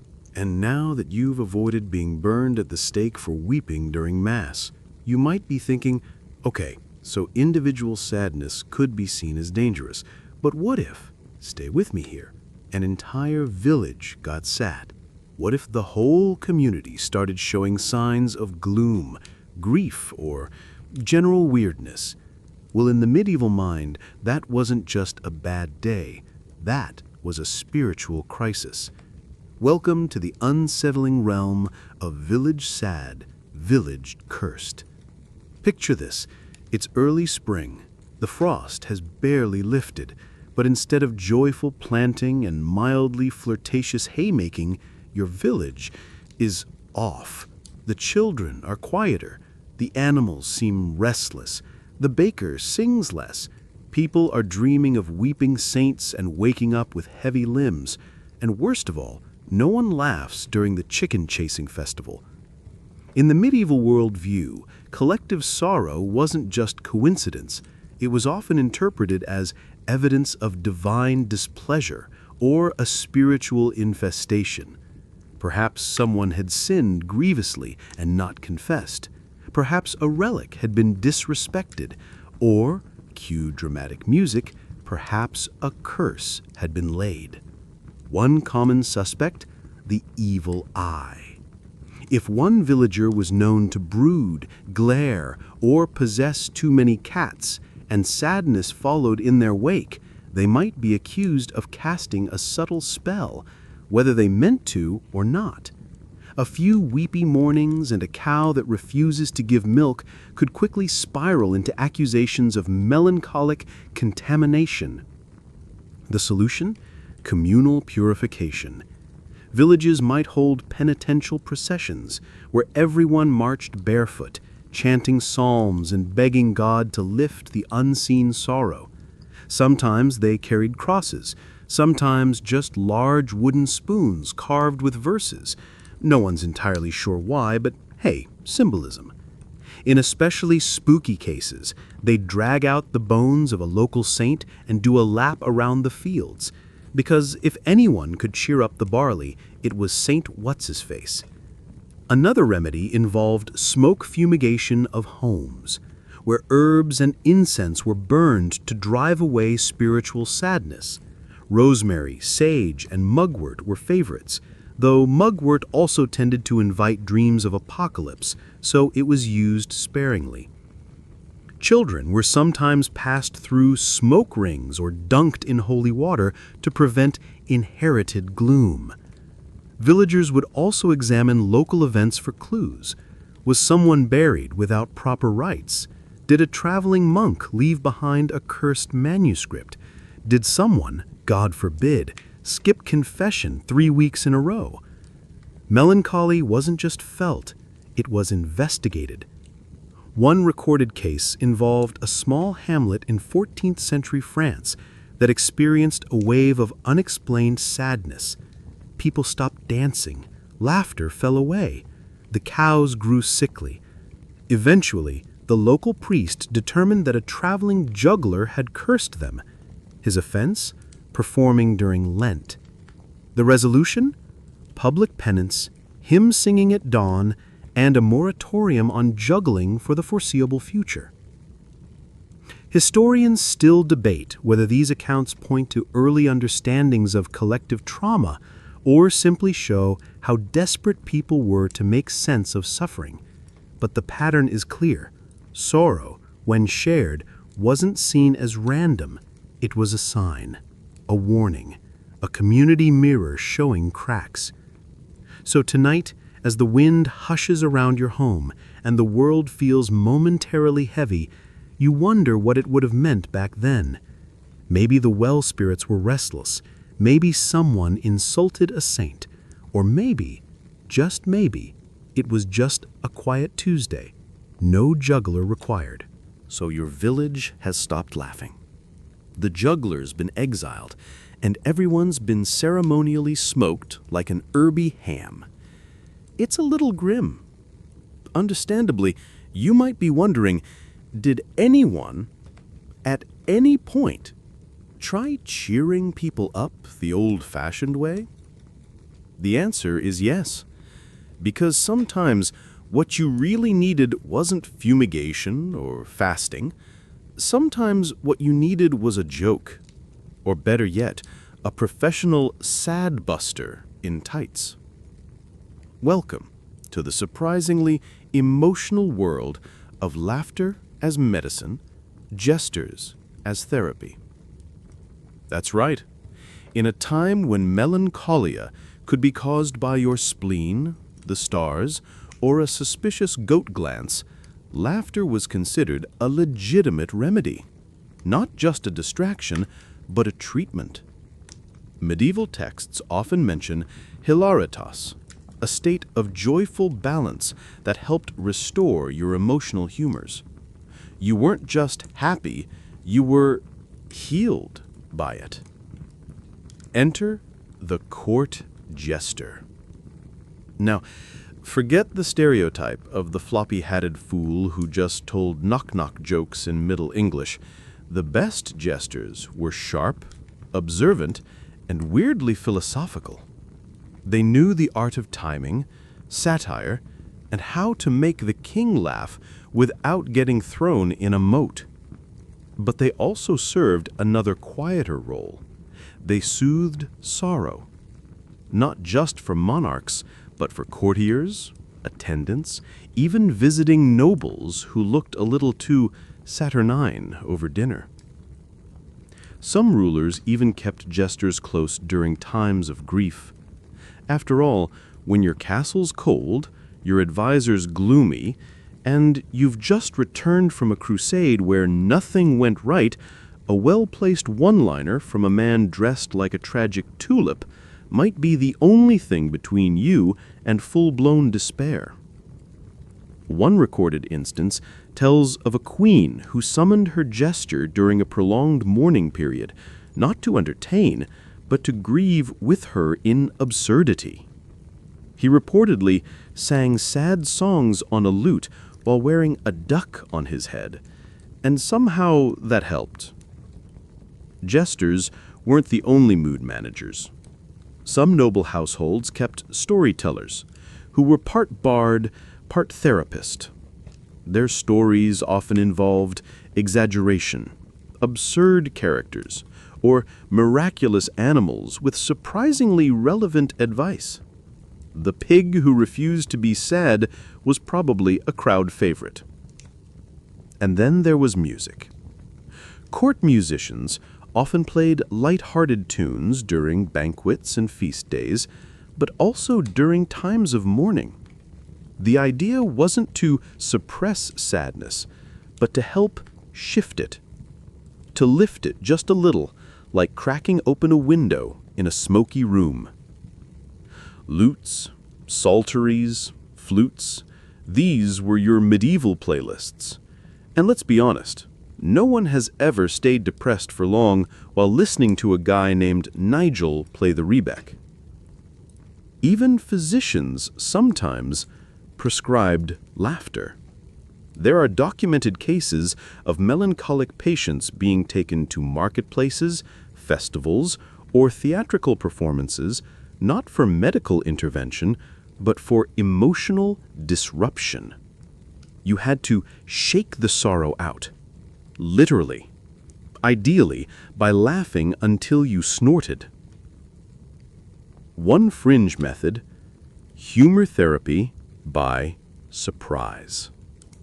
This involved hiring someone to do something completely ridiculous in front of the patient with zero warning, like a dancing goat in a hat, or someone falling accidentally into a wine barrel.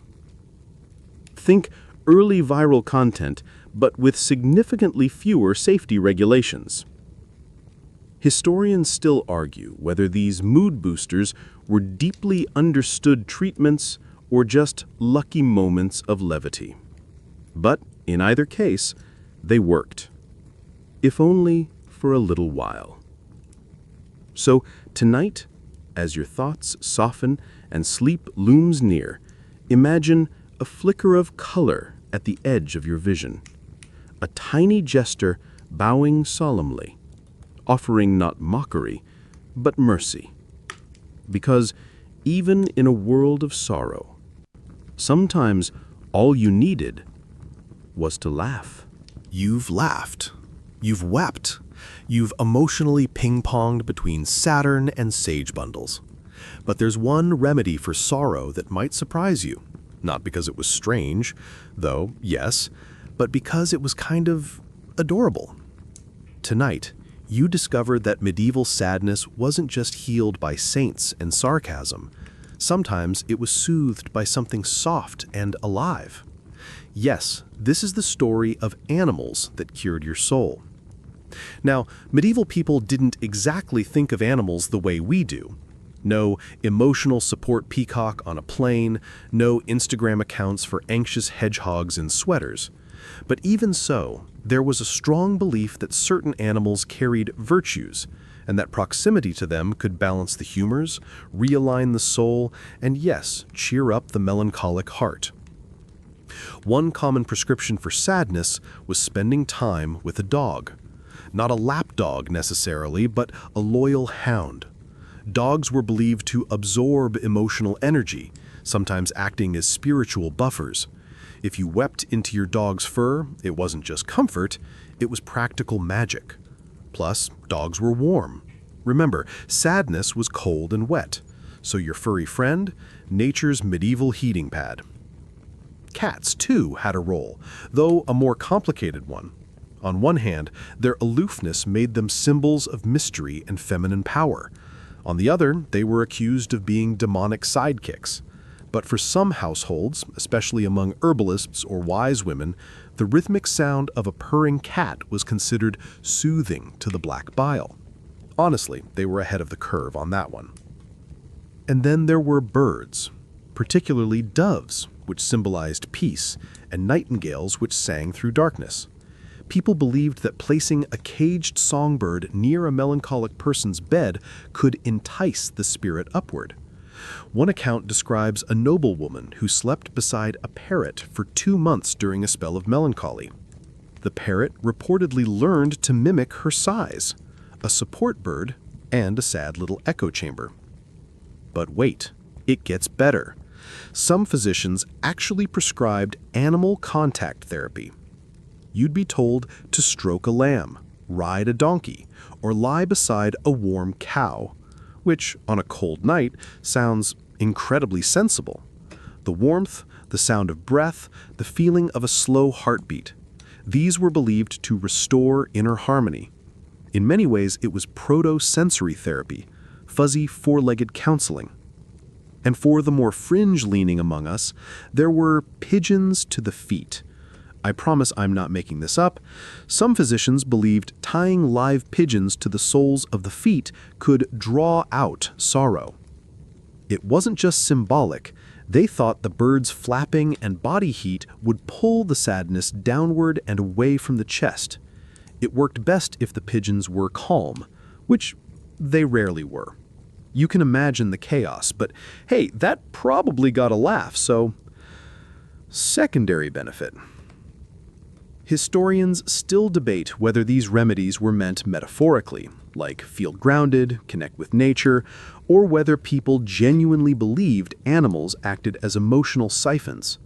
Probably both, but either way, the result was the same: connection. With something warm, alive, wordless, present. Just a quiet comfort, warm against the cold. And here you are, at the edge of the candle's glow, surrounded by centuries of tears, tinctures, talismans, and theology. You've wandered through the minds and hearts of medieval people who tried, earnestly, awkwardly, sometimes dangerously, to name and mend their sadness. So now, in the quiet hush before dreams, we look at how those echoes still move through us today. Tonight, we gently trace the lingering ripples in, from then to now, sadness's echoes. Because while we don't talk about black bile anymore, unless you're describing a really bad smoothie, something of that ancient language still clings to our bones. We still say blue when we mean sad. We still talk about moods like weather, cloudy, heavy, stormy. We still, in dark moments, look to the sky and wonder what the moon is doing tonight. And though we've replaced saints with therapists and leeches with Lexapro, the question remains, where does sadness live? Is it in the body, the brain, the soul? Modern science gives us scans and serotonin, but the heart still aches in old familiar ways. The language has changed, but the feeling hasn't. We still light candles for the dead, still cry at music we can't explain, still clutch objects that bring comfort. And while few of us sleep with pigeons tied to our ankles, I hope, the instinct to hold something when we're sad, to wrap ourselves in warmth, to look for symbols, to seek meaning, is as medieval as ever. Even our art remembers. The sad artist is still a trope. The romantic poet still broods. We celebrate the sensitive, the sorrowful, the Saturn-touched souls who dare to speak their ache aloud. Sometimes, we still measure our depth by how well we've suffered. Historians continued to debate whether medieval people truly understood melancholy or simply feared it. But maybe understanding isn't the point. Maybe the point is that they tried. They made space for sorrow. They gave it names, rituals, music, metaphors. They didn't always fix it, but they saw it. And sometimes being seen is the first balm. So, if you feel sadness settling in your chest tonight like an old friend, cool and heavy, uninvited but familiar, know that you are not out of place. You are not weak. You are simply part of a very long story. A story whispered in cloisters, scribbled in margins, sung through cracked stained glass, and now murmured beside your bed. And now, softly, we drift into the final wind down. Let's slow things now. You've traveled far, not in miles, but in centuries, through damp abbey corridors and smoky sick rooms, past quills scratching sorrow into parchment and monks weeping into candlelight. You've sat beside strangers whose names are lost, but whose feelings, strangely, are not. And that's the gift tonight. The quiet realization that sadness, as heavy as it feels, is never yours alone. Let your breath soften. Let the images fade. You're lying still now, warm, safe. Outside, the night moves like velvet. No demons, no vinegar compresses, just the steady hush of darkness wrapping around you like wool.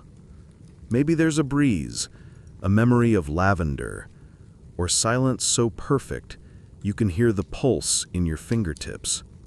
Let go of the burning questions, what sadness means, where it begins, how it ends. You've done enough thinking for now. Let your thoughts float, like dried herbs in warm water. Let them steep. If you feel a little weight behind your ribs, don't fight it. That's just the echo of voices before you, of griefs long past. It's okay. It's all part of the story. And in this stillness, this softness, may your breath deepen. May your sorrow rest. May you dream, not of plague or prayers, but of gardens, music, laughter, and light. And here you are, at the edge of the candle's glow, surrounded by centuries of tears, tinctures, talismans, and theology. You've wandered through the minds and hearts of medieval people who tried earnestly, awkwardly, sometimes dangerously, to name and mend their sadness. So now, in the quiet hush before dreams, we look at how those echoes still move through us today. Tonight, we gently trace the lingering ripples in from then to now. Sadness's echoes. Because while we don't talk about black bile anymore, unless you're describing a really bad smoothie, something of that ancient language still clings to our bones. We still say blue when we mean sad. We still talk about moods like weather, cloudy, heavy, stormy. We still, in dark moments, look to the sky and wonder what the moon is doing tonight.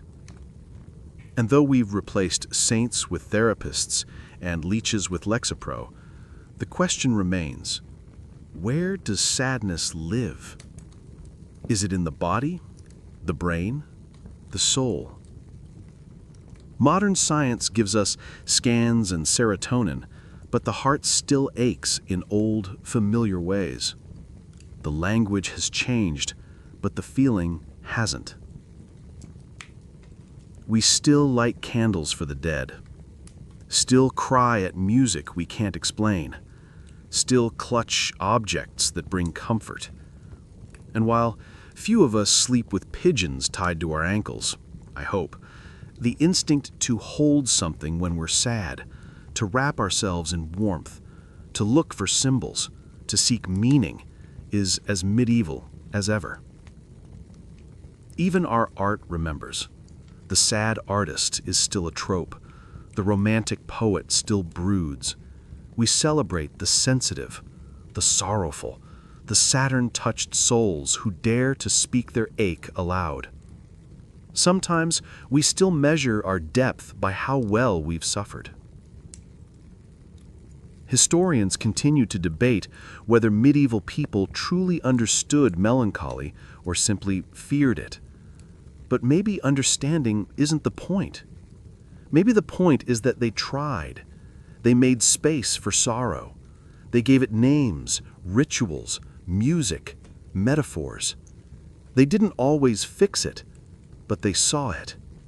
And sometimes being seen is the first balm. So, if you feel sadness settling in your chest tonight, like an old friend, cool and heavy, uninvited but familiar, know that you are not out of place. You are not weak. You are simply part of a very long story. A story whispered in cloisters, scribbled in margins, sung through cracked stained glass, and now murmured beside your bed. And now, softly, we drift into the final wind down. So you're lying there now, hand on your heart, surrounded by echoes of melancholic saints and sighing scribes, and you're wondering, okay, but what if someone didn't want to embrace their sadness? What if you were less mood-driven mystic and more, please make it stop? Well, don't worry. The Middle Ages had plenty of options for you too. Welcome to the chaotic catalog of cures you should absolutely not try. Let's start with something classic and predictably terrible. Trepanation. That's right, drilling a hole in your skull to release the pressure of sadness, which they thought might be caused by trapped vapors, bad spirits, or intrusive thoughts in the most medieval sense. If you were particularly despondent, a physician, or more often a guy with a rusty spoon and a dream, might suggest opening a window in your head to let the demons out, like airing out a particularly moody attic. Then there was consuming specific animals, or parts of them, for their cheerful nature. One physician recommended eating the heart of a lion to gain courage and dispel black bile. Terrible advice, even worse procurement plan. A more humble variation involved grinding up dried swallow brains and mixing them into wine. Because, as everyone knows, birds are naturally upbeat, and you might absorb some of that mid-air joy. Science. Don't forget the burned hedgehog ash method. Take a hedgehog, dry it, burn it, and sprinkle the ash into a calming drink, guaranteed to either cure your sadness or distract you with guilt and indigestion. And then we have urine therapy, because of course we do. Some treatises claimed that drinking a cup of your own morning urine could rebalance internal vapors and neutralize melancholic fluids. The logic was blurry. Possibly something about circular humoral flow, possibly a very medieval dare. There were also purging regimens, where sadness was treated as something to be flushed out. You'd ingest strong laxatives made from aloe, senna, or something called croton oil that essentially turned your insides into a regret carousel. If it burned, it must be working, right? Even color therapy got its moment. Wearing joyful colors, yellows, reds, and greens, was thought to chase gloom from the spirit. The problem: dyes were expensive, so only the wealthiest melancholics could afford to mope around in mood-brightening robes. The rest of the sad population just had to make do with emotional burlap. And then there's sympathetic magic. One notable recipe advised writing your sorrows onto a piece of parchment, rubbing it with boar's fat, then hiding it under a gravestone. Bonus points if the grave belonged to someone who had died laughing. This allegedly transferred your sorrows to the other side, though one wonders how the afterlife felt about unsolicited emotional baggage.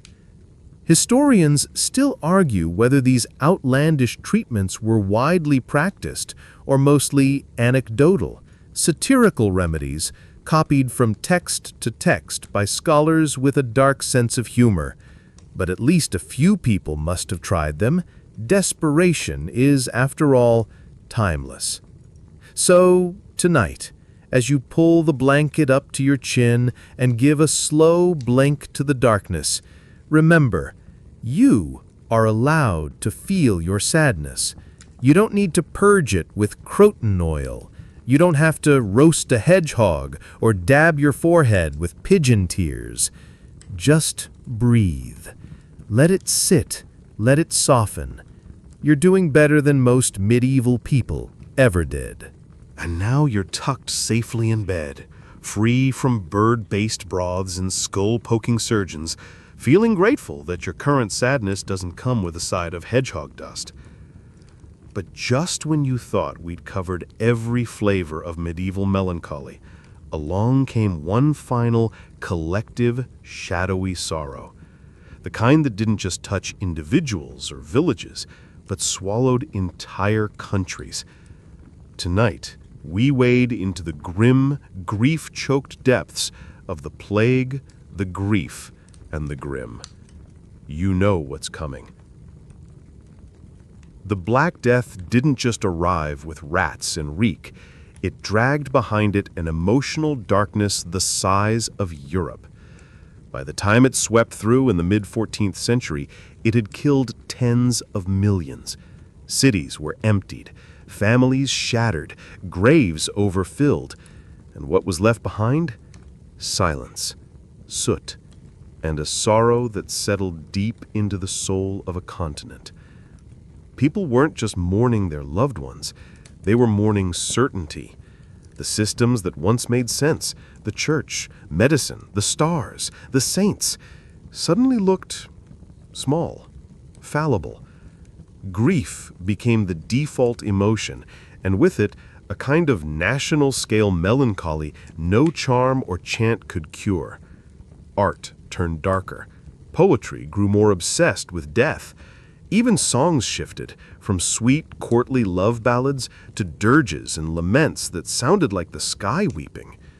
One poem simply read, "All that lives must perish. All that breathes grieves." Not exactly a dance floor hit. And spiritually, things got murky. Some believe the plague was divine punishment, a response to sin so vast and collective it required an equally vast, terrifying cleansing. That meant your grief wasn't just personal, it was theological. Your sadness wasn't just about loss, it was about guilt. Others rebelled. Groups like the Flagellants roamed from town to town, whipping themselves in public, chanting for mercy, trying to take the world's sorrow into their own torn skin. To them, sadness was action, bruised, bleeding, desperate action.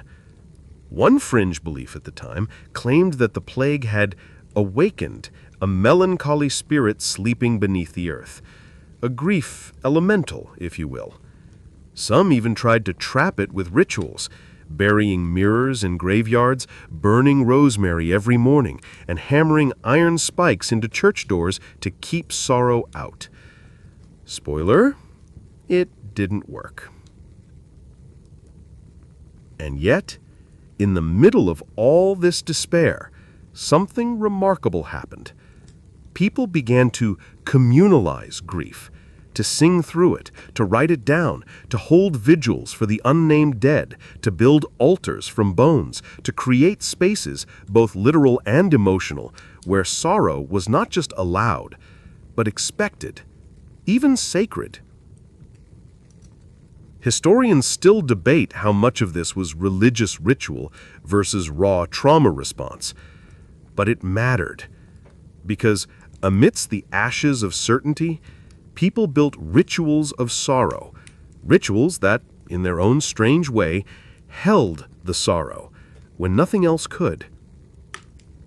So, tonight, as you lie in your quiet room, centuries away from plagues and flagellants, listen for the echo, that distant grief, that shared sigh of a world trying to understand its own darkness. You're not alone in your sorrow. You never were. Somewhere, even now, a song of mourning still floats through the dark, soft, cracked, human. You're freshly bandaged, vaguely vinegared, and still processing the aroma of smoked goat dung wafting through your sinuses. But what if you lived in a town without access to a monk with a mortar and pestle, or a barber surgeon with a thing for leeches? How would someone even know you were melancholic in the first place? Welcome to the world of medieval diagnostics, a dazzling cocktail of guesswork, superstition, and intense urine analysis. Yes, urine. In fact, if you strolled into a physician's study complaining of sadness, the first thing he'd probably ask you to do is pee in a flask. Not a joke. They called it uroscopy, and it was a serious affair. Physicians would examine the color, consistency, even the smell of your urine. Was it cloudy? Pale? Frothy? That wasn't just bad hydration. That was the mood meter of your inner self. And they didn't wing it. Oh no, there were color charts. Think of them like medieval Pantones, ranging from sunshine yellow to you probably have a demon. Each hue was thought to reflect the condition of your liver, your balance of humors, and even the temperament of your soul. One theory suggested that dark urine with a bitter smell meant excess black bile, classic melancholic. Too clear, and you might be seen as vapid or airheaded. Sorry, Denise. But urine wasn't the only body part under surveillance. Physicians would also analyze your eyebrows. A melancholic person was often described as having downward tilting brows, furrowed at rest, eyes either too wide and staring or heavy-lidded and dull.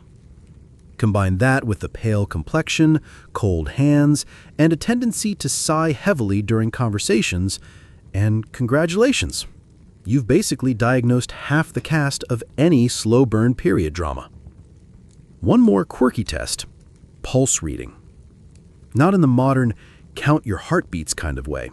Medieval doctors believed the pulse could indicate not only your physical health, but your emotional and spiritual state. A slow, thick, irregular pulse was linked to melancholy. If your heart beat like it was trudging through a bog, that meant your soul probably was too. Of course, historians still argue whether any of these diagnostic methods offered actual insight or were just elaborate ways of convincing patients that their sadness had an official cause, something tangible, something worth paying for.